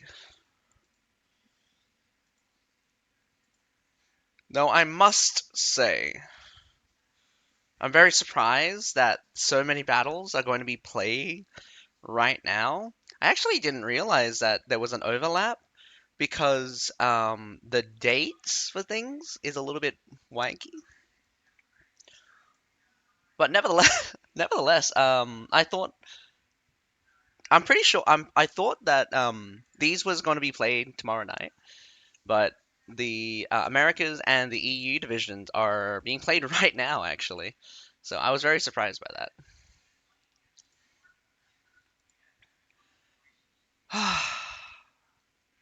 I did hear that apparently Stardust is supposed to be pretty good. They got their ass destroyed by who was it? Oh man, it's probably only been like a day. And I've forgotten. By Doc. Ah, Doc's pretty good. Maybe. I mean, I'm not gonna put a prediction. I'm not sure if everyone like would like a prediction. Or maybe I will. Maybe I will. Let's run a quick prediction.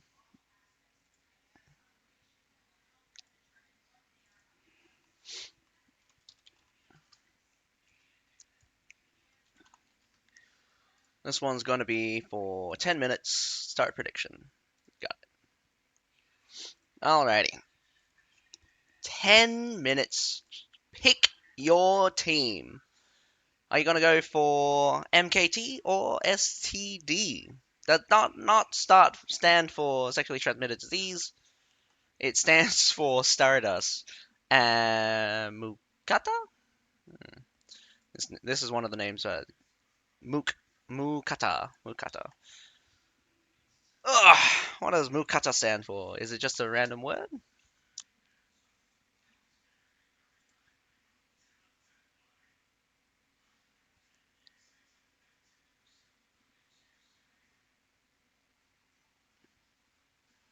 Some kind of dish.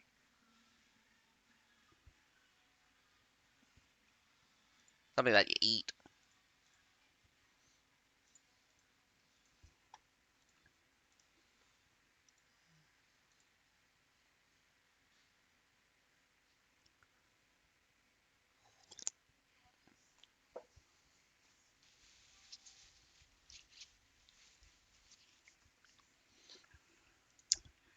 Does look like the two teams are ready.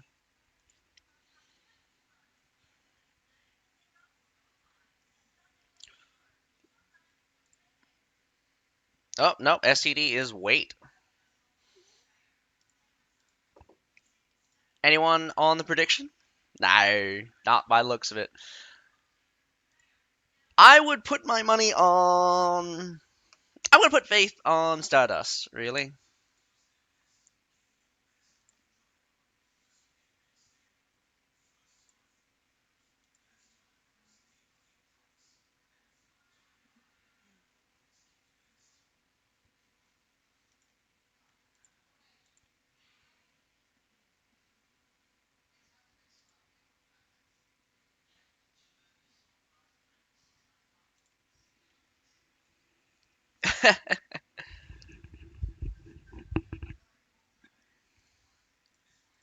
Put some points down, then. Use my prediction. Hype.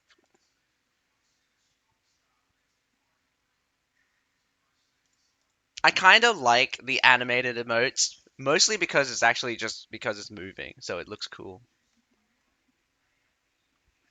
Oh man, can't get the.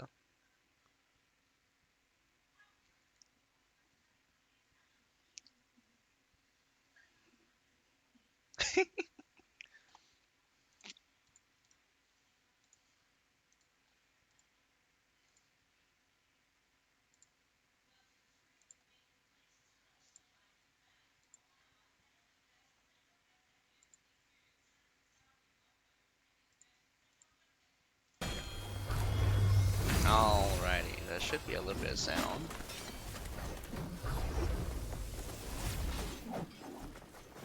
So, for those of you just coming in, we are going to be watching the MKT versus the STD. We're going to be able to view it in Observer mode. We have them fighting on Hailang Fjord. VHN versus AHA is going to be fighting on Kurik Castle. So, one trend that I think I'm finding very surprising is that there are more Kurik castles coming out from EU and the Americas, and there's more Hailang Fjords coming out for the Asia division.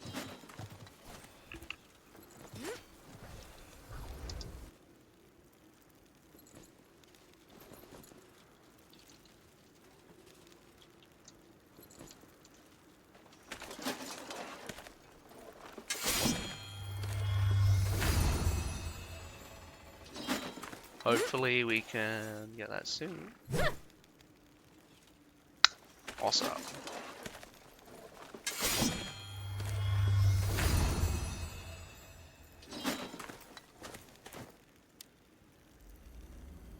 I'm so confused. Why is there a draw ceremony right now?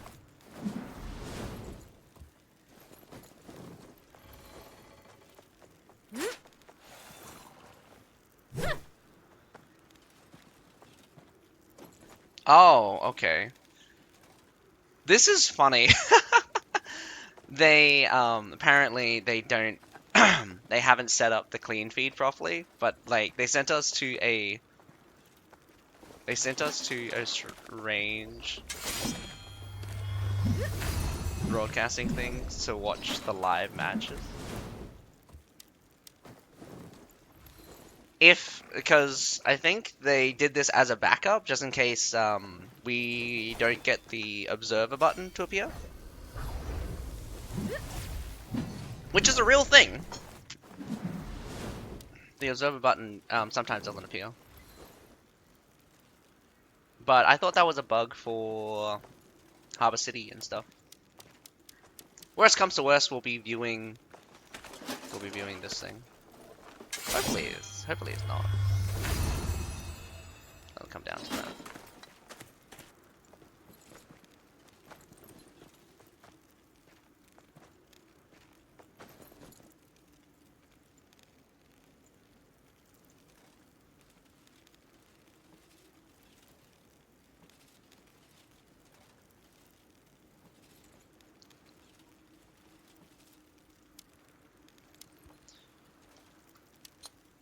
Oop, what was that? I don't know. Oh, it's because I pressed the Windows button. I didn't realize that the Windows button had an input like that. Here on Hailang. Whoa!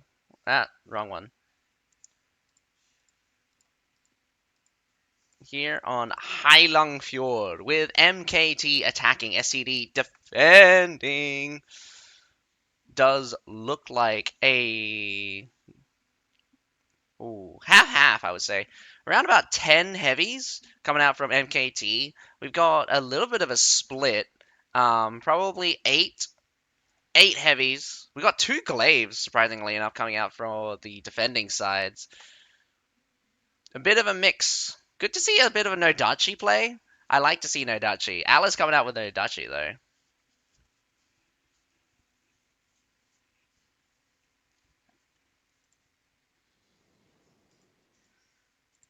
I do think it's going to be... I think it's going to be... Who did I say was going to win? STD. I'm going to put it down. STD. Let's see if STD wins. The unfortunate thing for Ronan, you're the only one that voted so far. So if anyone wants still to join in on the prediction, please do. Otherwise, Ronan's going to be very lonely with just himself voting. Well, I'm going to counter STD. I'm going to counter Ronan here and go for MKT. Sorry, I'm going to go for STD, not MKT.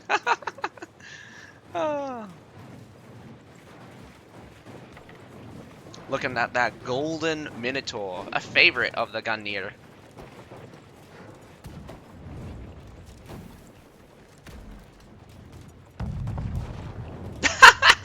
Is I don't think Ban Ryu is in this one. Is there a Ban Ryu? Nah, doesn't look like it.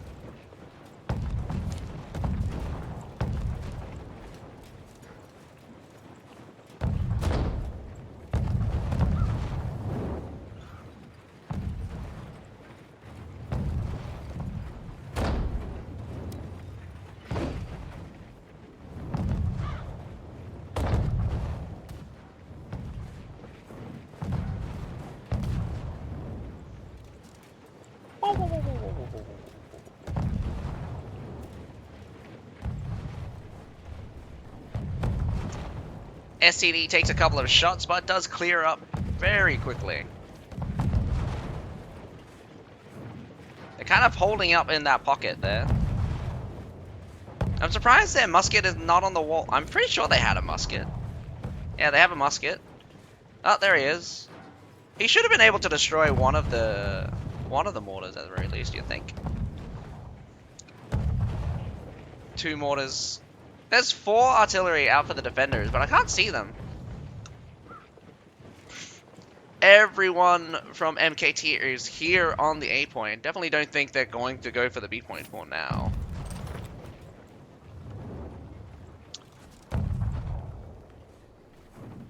Bagawan. Make me proud. You should have seen Rounder using light spear. Lol. Light spear. Why did he need the extra penetration? And also losing out on just your defensive stats? I know that spear has a pretty good passive where they like reduces damage by 20% on the where they reduce incoming damage by 20% when their passive is fully stacked. But I mean, like, honestly, I would not.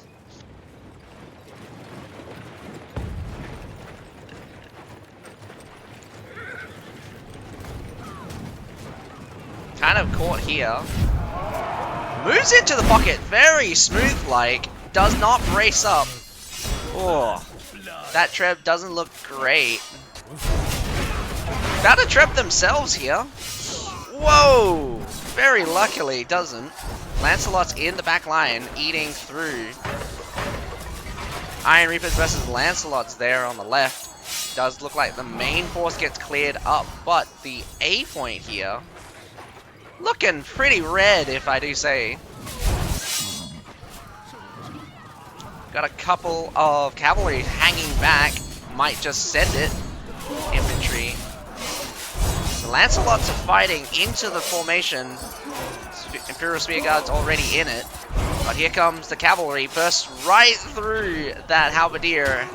And at a good time as well. Clears up that phalanx. Lancelots wins the battle. We got ISG barely surviving. Just the short sword left. ISG gets taken down. But the hero is surviving. Gets taken out finally. A desperate bid from MKT to take that first point. Both sides taking heavy losses. I would say STD is actually on the slight up. But it's only slightly. Like less than a unit. Maybe less than 2 units. Abuse house? Abuse house? Who's abused?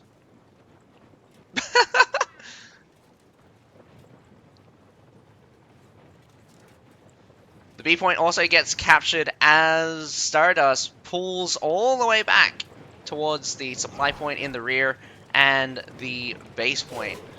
We'll watch MKT slowly make their way up towards the base point, probably taking the C for free. We see Ziggsy here at the front playing the longsword. Totes, they cooked up like last week.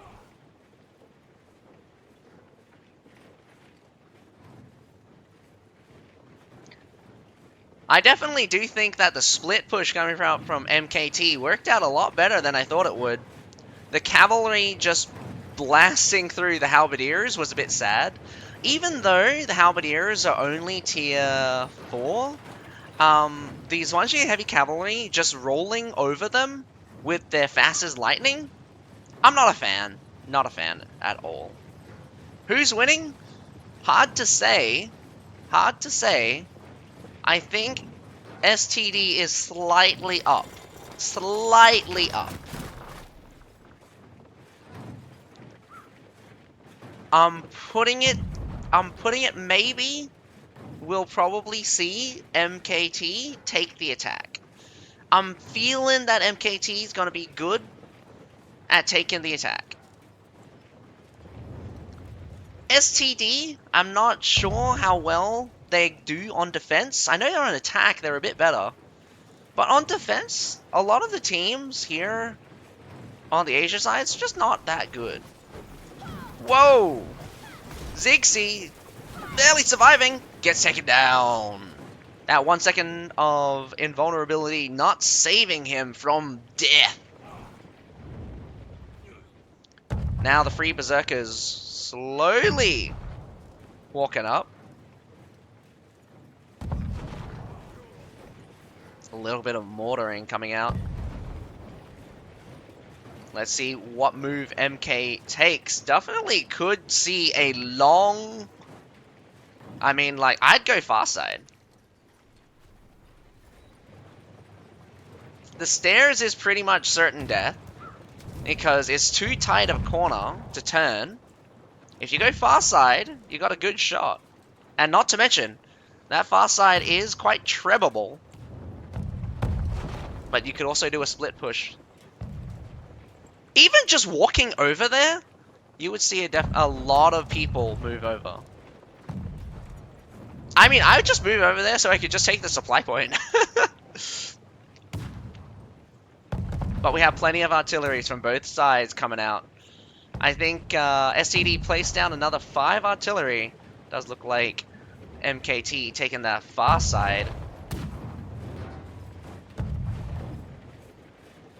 I don't believe it would be completely wise to push all the way through, but some good old trebs could frighten off the defenders here.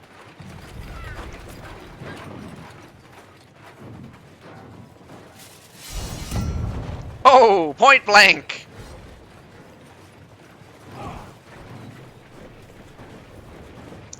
Let's see what happens.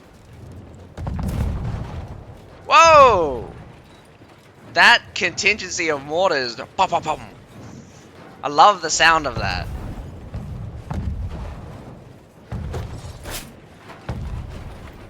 Testing the waters. Does switch around. A lot of guys onto this point. I mean, like, if you have trebs, do it. Look at all these guys scrambling around. Place a treb down, and they start walking up. A bit strange why they put the treb there. You have more of a chance. You could just put them on the point, and they have a high chance of just walking into it at this point.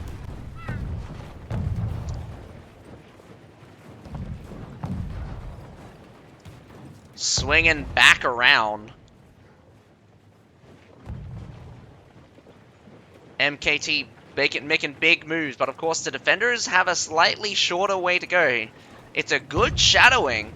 I don't think SCD is going to let MKT take anything for free at this point. Looks like they will take the fight here for the supply point as they rock on through.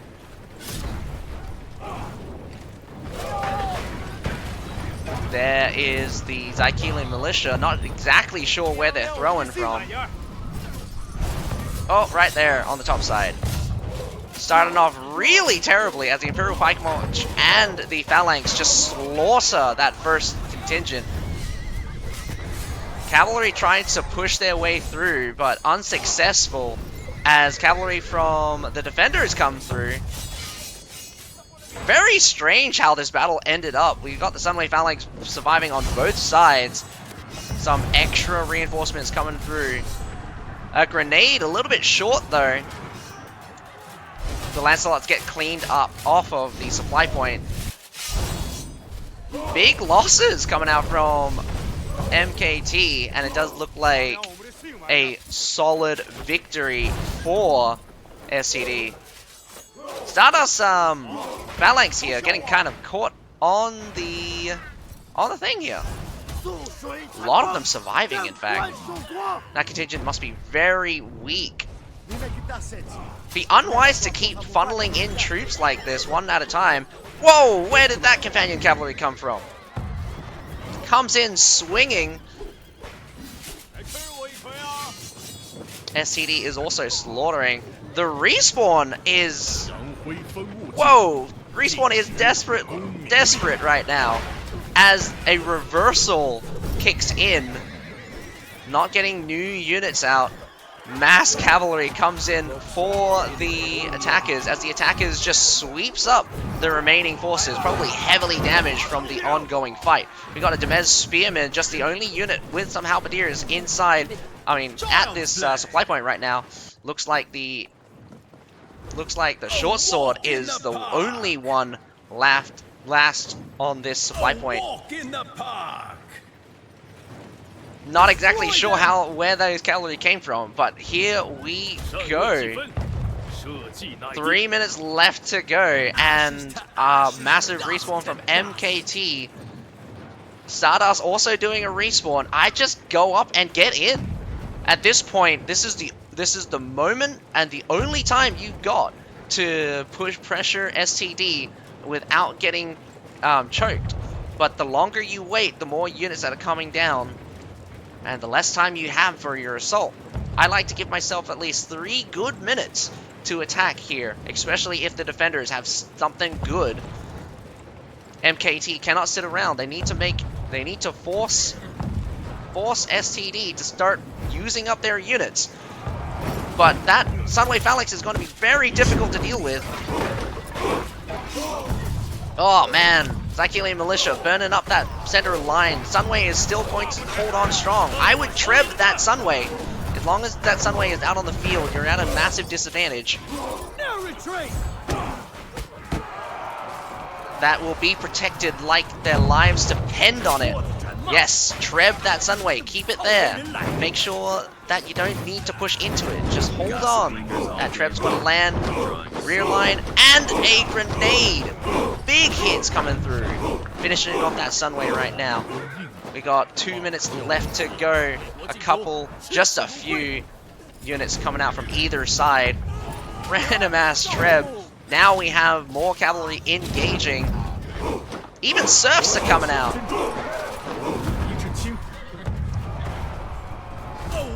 In the park. We got a couple of units in the back line. The Shenji getting taken out. We got Sword Militia fighting off against serfs. And both sides coming down to hero, basically.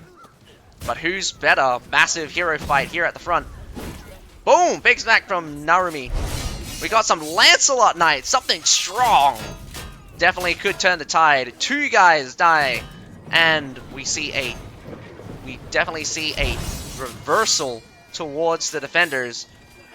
But maybe some Rattan pikemen could trickle through. Whoa! Bagpipers coming out! And some Lancelot Knights of their own. Overwhelmingly red right now as reinforcements rocks on through. Unable to consolidate their team. We have lots of heroes just skirting around. 43 seconds left to go. They could bide for time. Desperately just waiting for the right moment to hop on. We've got 34 seconds. They just need to last another 10 seconds. Grape Shot comes down. Takes it out, the hero. We got 25 seconds left to go. 20 seconds left to go. 10 seconds left of the point to go. If he can last just 3 seconds onto the point. Oh no, come on. 2 seconds, just 1 second off the point. Just get on the point. Just get on the point. And oh my god. Well done. Well done. Worming their way through. 2 short swords. Finish at the end. Grabbing, stealing that victory.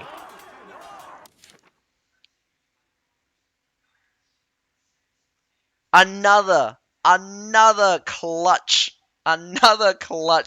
battle. Oh man, so happy. I'm so happy it came down to the wire like that.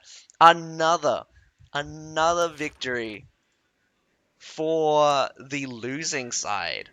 At the very end, MKT had basically the whole point, but they just needed to keep the heroes off. One by one, the short swords make their way through. Big smack followed by another big smack, and the two short swords finally touched the point. We only had 1 second difference.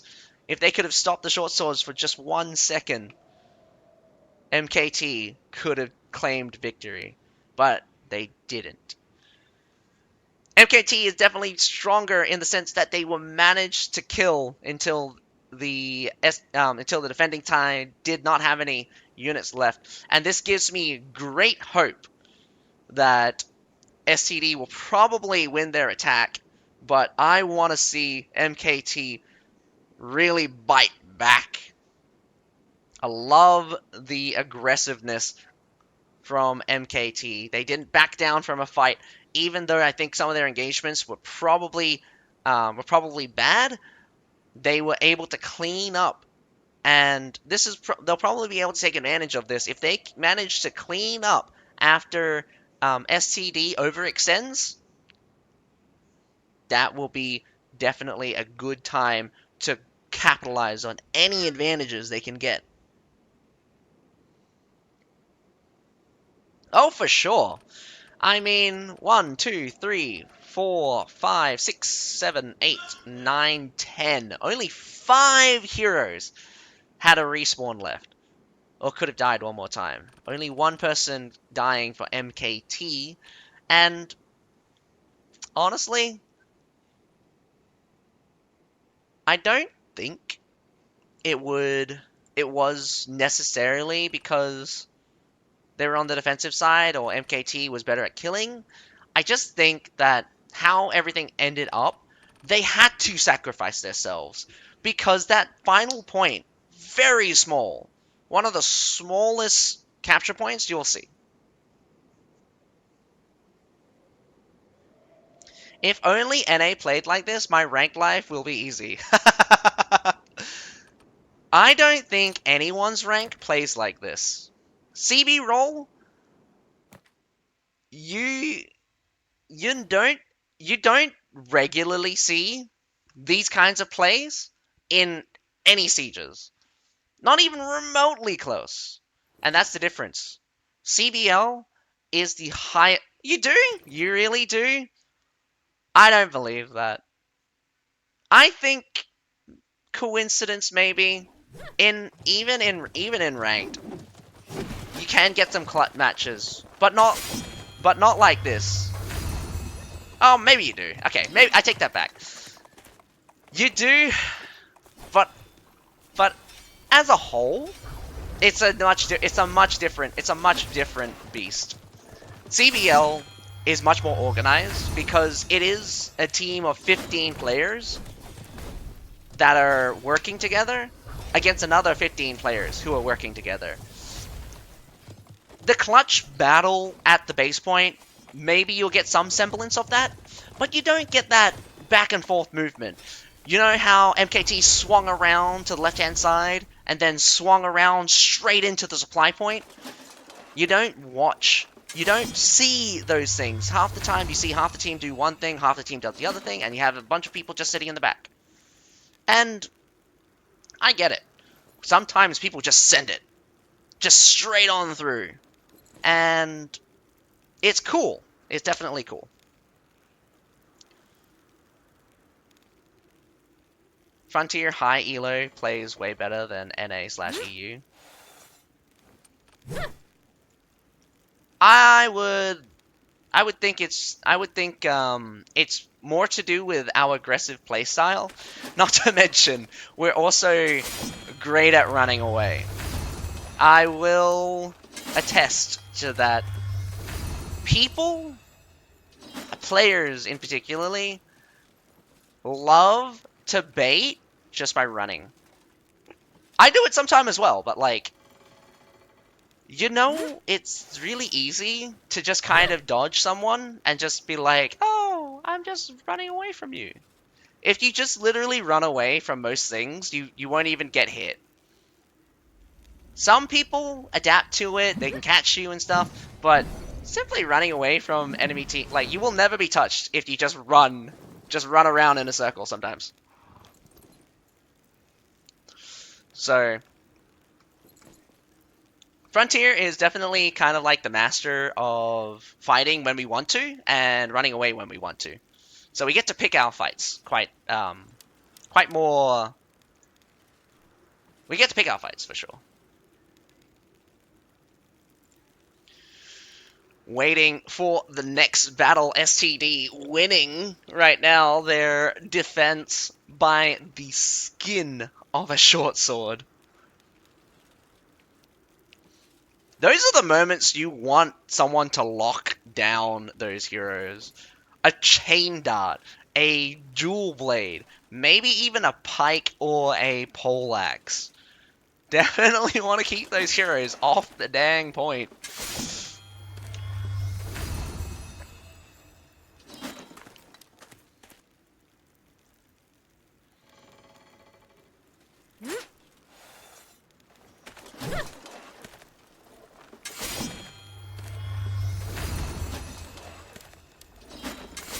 Waiting for that extra minute before we can start the observe.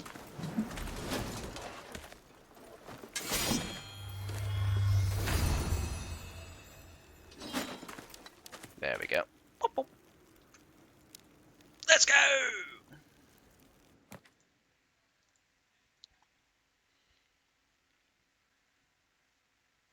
Alrighty, second battle on Heilong Fjord. We have STD attacking with MKT defending. Now, I'm definitely sure that MKT is very disappointed with themselves after losing that attack when all rights they should have gained victory. We've got some Zycelian militia from both sides. 3 for the attacking, 3 for the defending. Interestingly enough, we have one person coming out with both Zwanshi Heavy Cavalry and Companion Cavalry. So it does look like he's going to be that shock. He's going to be that run-in cleanup kind of guy. We've got an interesting lineup. We've got Palace Guards and ISG. I'm wondering if Palace Guards are being picked to replace the ISG pick, but you keep the ISG on hand to keep the presentation up. I definitely do think they could swap out a lot of the heavy shield units, probably for the Demez Spearmen. For the most part, the Demez Spearmen will probably work out better. Fish, he does. Tayaki with the ASAPs. I like the ASAPs, but probably one of my old favorites. But I say old favorites. Most of the units from the Blood of the Empires is the most interesting units I think around my time. I love the Pavis. Great unit as well. Not because it was broken, but because of the style. I mean, it was broken because it had a bug where they would always shield bash someone, regardless of which form it was in. We never actually really had the machine gun bug where, like, they would just shoot constantly, like a machine gun. We just had the issue where a hero would walk up and just get instantly shield bashed out of, like, thin air. Also, range back then had better tracking. So even if you were running, they would still hit you.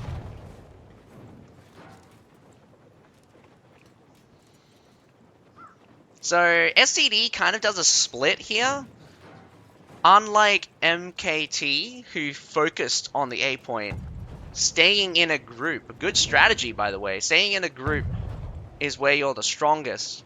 But spreading out could allow you to surround your opponent. like right now, we have only a contingent of 3 versus 5 here on the B point. Could easily see a skirmish. And again, they don't need a push. If you just go in, kill this contingent, come out, respawn, that could be a good exchange. I definitely would like to see some teams take advantage on skirmishing, where they gain small victories, going for attrition. They only have 6 minutes. It's not a lot of time. Probably enough for about 2 attacks. But again, we're going in with a little bit of mortaring tactics. MKT also using their own mortars, by the looks of it, to counter. They have 4 mortars here. They're probably expecting a gate push. That's why they're probably all trained towards either the gate or that wall break. I definitely think that it would be unwise for SCD to kind of go for a consolidated push.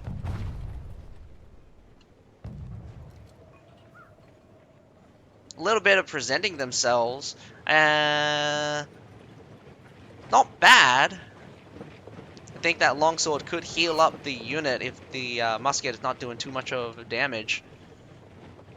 Oh, that could be bad. I would definitely actually just take out the palace guards here. Even in a bad scenario, most of the pikes would probably not be able to fight well on that slope. So I would have taken out the palace guards, stay up on the wall and wait for them to come. Zychelian militia there on the left-hand side. You want a good spot. Those ledges are much killer. As long as you control that stairs, it's very difficult to get on. Ooh, this could be a push from both sides. Let's see what happens.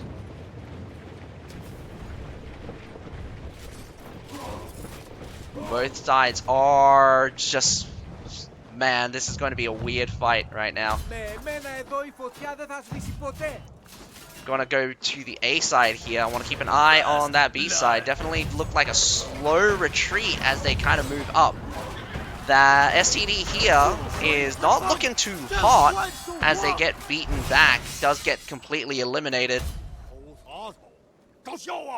We're going back to the B side. And look at this! Also beaten out. Iron Reapers just kind of like walked all the way around. I'm not even sure what happened here. It does look like a 4 to 5. Zwanji Heavy Cavalry swings in, munches on those Palace Guards and Iron Reapers. Both sides just losing heavily. MKT doing a good job. Down by 110 points. Stardust takes a big L right now. Wow, Palace Guards mince-meeting that Halberdier, but slowly takes too much damage. Is that a good exchange? I don't think so. But if you pick up the Halberdier as well, maybe it'll be good. Unfortunately, no heroes here to support, and that stun embrace is making it very difficult for... Oh, these guys are interesting. That shouldn't be happening. Bottom line ISG should technically be immune to stun. Oh, brutal. Another charge by Zwanji Heavy Cavalry, just caving in the Halberdier Sergeants. Perfect timing. There was a massive push towards the B side, but it does look like I'm catching the tail end of it.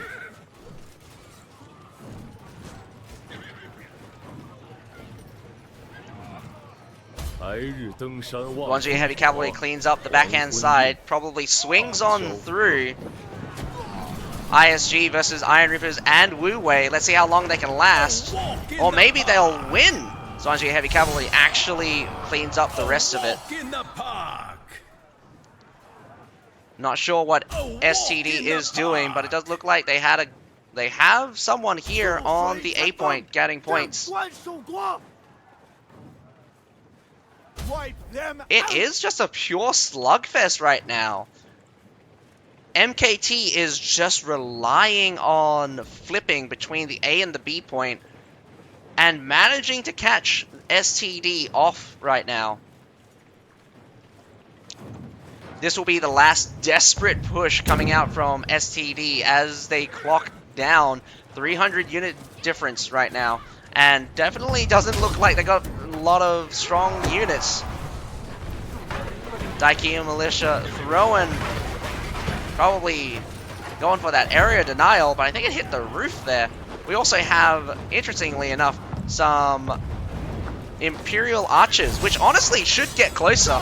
Get them straight in at the front line here. You have all of this infantry protecting you, but that is fairly dangerous as I just spot the Falconetti gunners just bombarding that front line, but they do not care. The front line keeps pushing forwards, getting underneath those guns.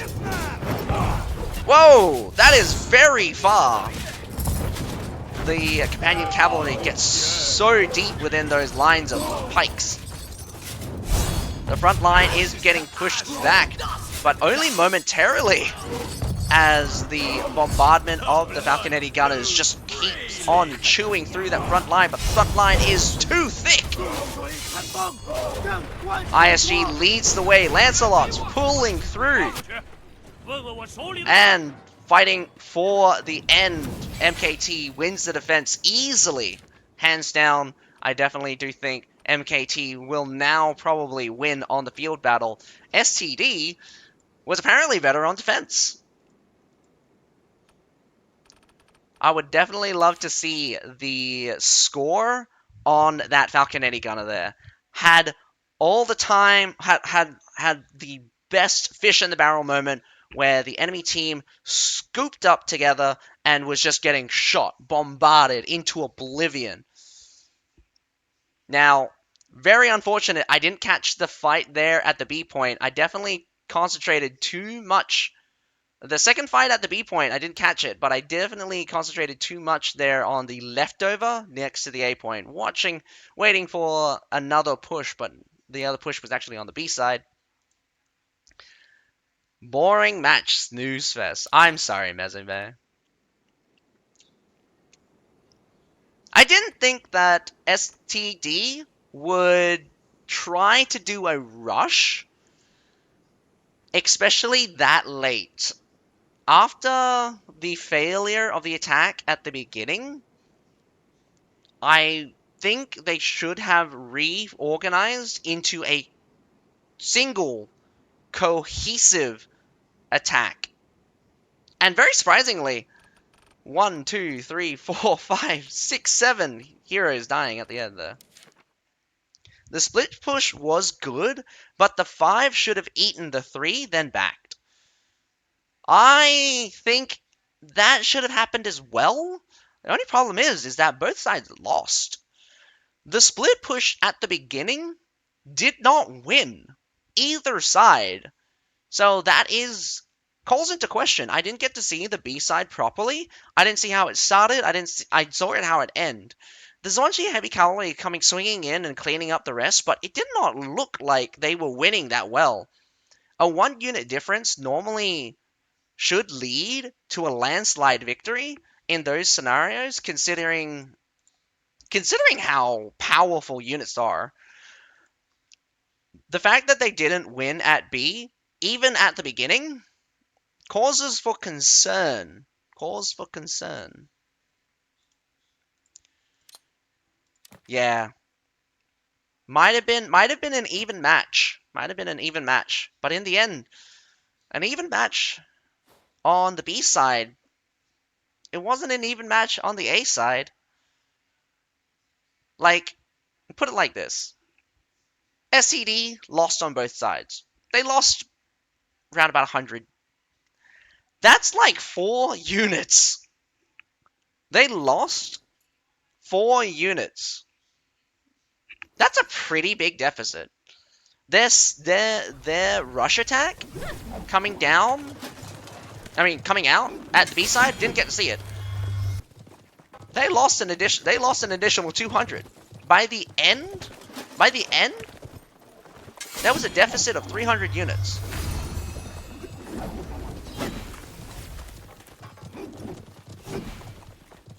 So definitely, I think the second push was a desperate move, and they shouldn't have done it. They should have went in slow. Should have consolidated, and they should have fought for victory. And I want to say, I don't want to say that like they didn't try to win. I want to say that they just rushed it too much. Overly aggressive, trying to rely on catching the enemy off guard. The problem is that you try to rush the enemy just rushes you back. Particularly in this scenario, where the B side is actually not very good for rushes. Because they're easily countered by a counter rush. Because what happens is that the A point swings straight into the T junction, cutting off the gate side and the supply side. The supply side is very important, by the way. If you clean up the supply side and the defenders still have supply point, they just flood in more troops and just push you straight out. That's why B is very hard to take if the defenders defend it. A is hard to take, but you can rush A when the defenders rotate. Because the supply points are so far away that you don't need to worry about them flooding units in because it's so far away. Most of the units that are respawned at the supply point running back towards the A point will be too late. Or it will barely match up towards the attacker. There's always kind of like that scenario where both sides are desperately trying to get units into that point. But normally, if the defenders win, the attackers just respawn straight in. If the defenders lose, the defenders lose, so yeah, there's that.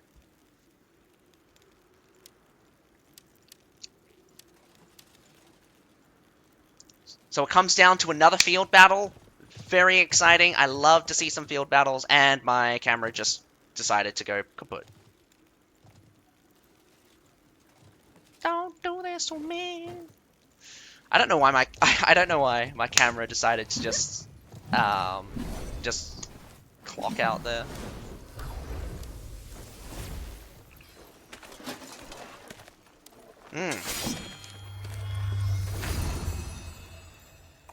Yes, you did, Felix. But don't worry, everything is all of the VODs should be viewable. I'll also have it uploaded onto my YouTube channel once I do add some chapters to it. Makes it easier for viewing experience. But you can just watch the VOD on Twitch if you want. Yep, MKT is fighting. MKT does look to be the favorite right now. I definitely do think that they're a bit... I definitely do think that they're stronger than STD. Come on, let me in. How has it not been 3 minutes? Oh no, don't do this to me. Not like this.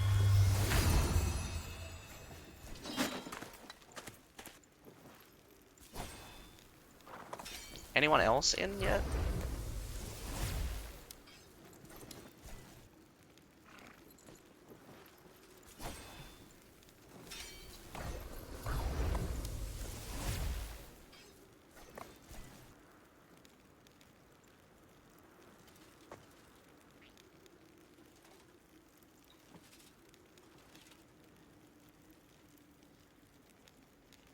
We're all just waiting that 3 minutes.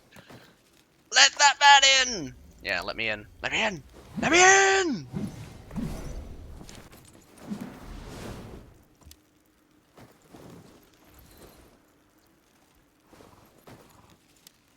Oh, thank goodness. Alright. I was just rushing it too much.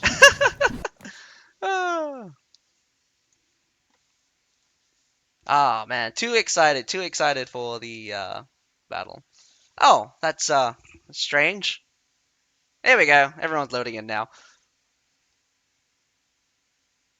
Panic! Panic! More panic!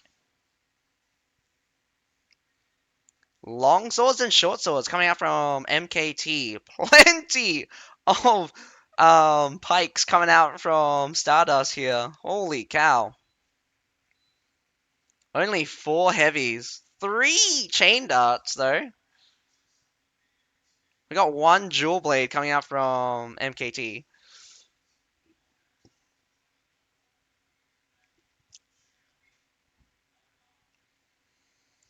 I think the choice of the Lancelots. Ah, man. There's actually not that many cavalry coming out from STD. I don't think they're going to be able to deal with the Lancelots.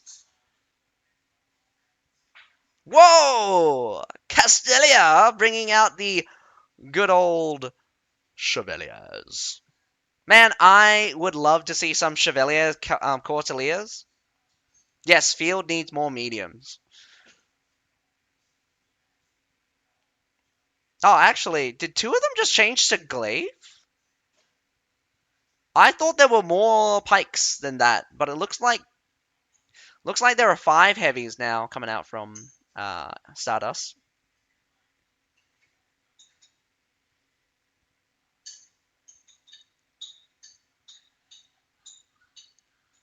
I do also think that MKT has more cavalry. Whoa! What a bird's eye view. That was intense. I've never had a bird's eye view that bird's eye viewy.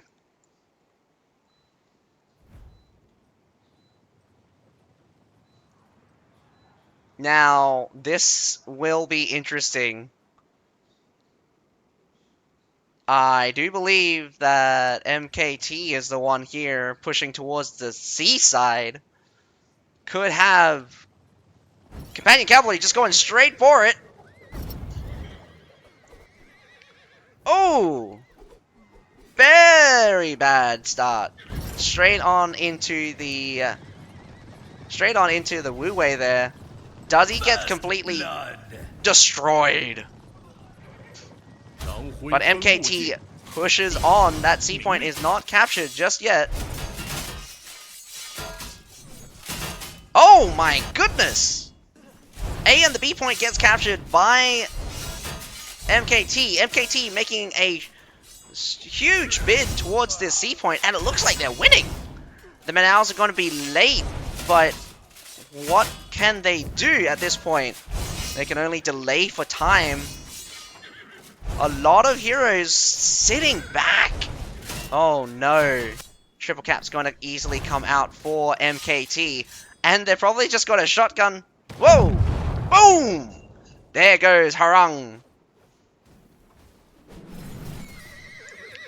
Some more cavalry just kind of slowing down that cap. Trickling on through. Not great. This is not great at all. Castelia, will he survive? Gets taken out. Another longsword hops through. Another grape shot being deployed. Magically, no one died. MKT. Short sword putting this pike to shame as he puts him in the dirt twice. Oh man, gotta protect that Jewel Blade. Jewel Blade is doing very well, but the C point gets... Whoa!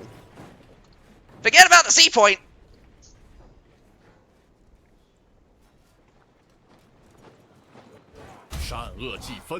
This is definitely looking rough. I thought it was all about the C point, but take that back. We're looking here at the base point right now. MKT dominating this field battle like it's their own backyard. Heavy with Medaus right on the point. Lancelot's goes in it, but the Lancelots from MKT definitely making short work of the enemy opposition. Lingers all day long. Oh. Drawing a sword to make it down. The base point is 50% capped, and MKT takes a massive lead. Gossip lingers all day long. Drawing a sword, make it down. Oh, here comes the Zwanji Heavy Cavalry. Comes in, sweeps up the back line, but gets caught finally on the Sunway Phalanx. Just too many units. Going. Whoa! Are they invincible? No, they're not. They get a couple more. Summons you. Oh no! And a triple cap comes out. MKT dominating this battle. This is very unfortunate as well. Not only will they have to defend the base point, they will also have to make a bid towards one of the points in less than 30 seconds. We're going to see STD lose the field battle from start to finish. MKT dominating against Stardust, keeping them in the base point right now. They're just funneling troops in as cavalry just rocks on through. The Swansea Heavy Cavalry doesn't even care. Gets shot a bit, hits the rattan marksman like nothing. And there we have it. A very strong performance out from MKT. I do think the Lancelots really pulling through for MKT. Just the sheer number of Lancelots. I definitely missed the first part on the base point, but my goodness, I did not expect a base push to come out at that timing.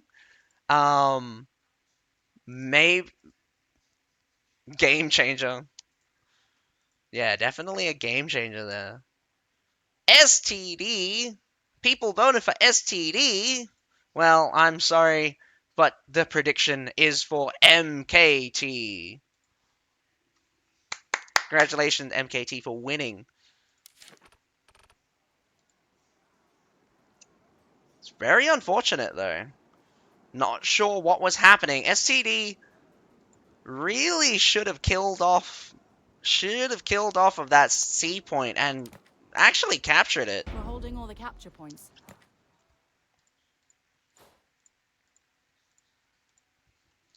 But I think that is all for tonight. We got to watch. So, let's do a quick recap before closing up. We got to watch a very exciting battle between BOD versus YYY. YYY winning a clutch victory on the field battle. Apparently, LDA winning both of their battles, so they didn't come down to a field battle.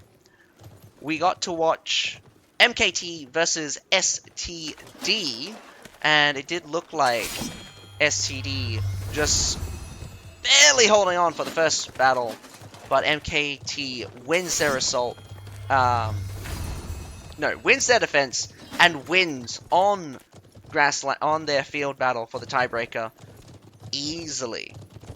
Both of those subsequent battles were very dominating by MKT. Definitely goes to show that first battle was probably a fluke by STD. Though I don't want to disparage them too much, I definitely do think STD did quite well in some circumstances. I will leave the EU CBL to the casters of the from the EU CBL to the casters on those ones. Otherwise, I mean, I could be there the whole time, but I was there at the end.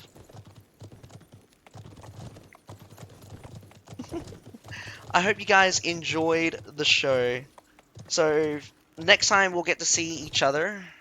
So we're gonna see each other tomorrow, in fact. There'll be SKT versus LDA, TFA versus YYY, TRT versus STD, NMAD versus AHH. Not entirely sure who won between the other battles.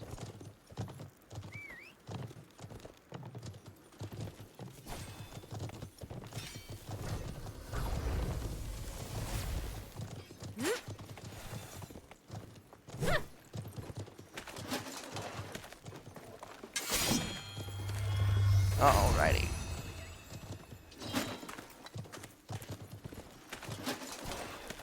Anyone got any preference for the battles for tomorrow?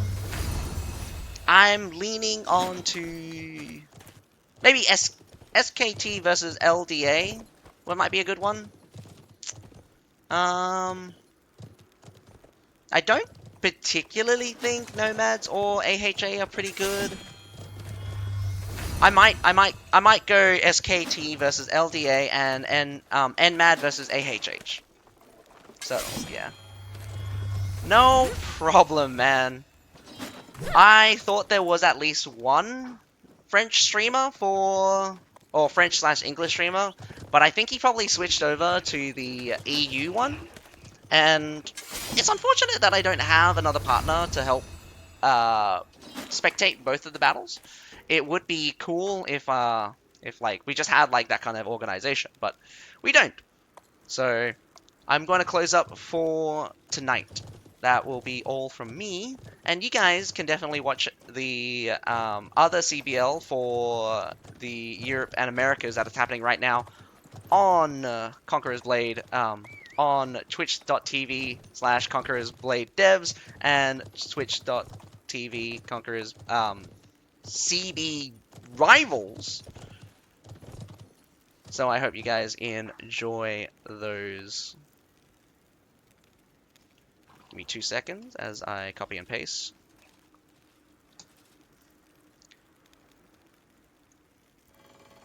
But nevertheless, I hope you guys enjoyed the stream. But other than that, my name's Sazakai. Have a nice day. Bye for now.